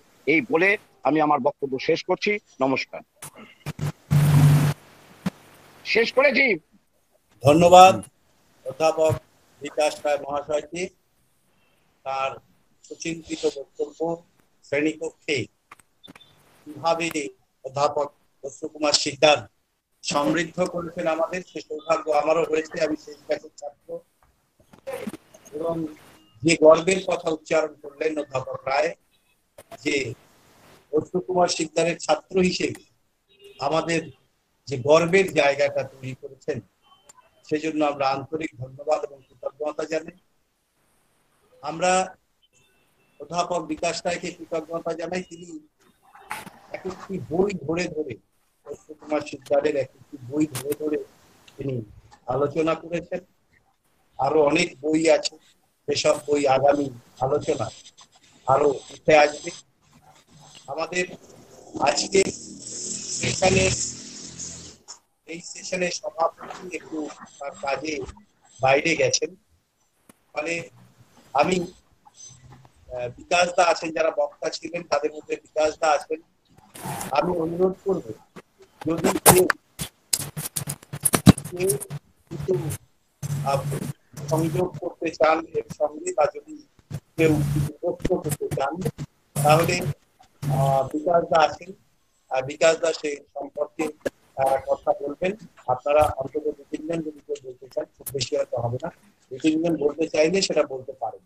যদি কেউ বলতে চান তাহলে নিজেকে আনমিউট করে নিয়ে তিনি বলবেন।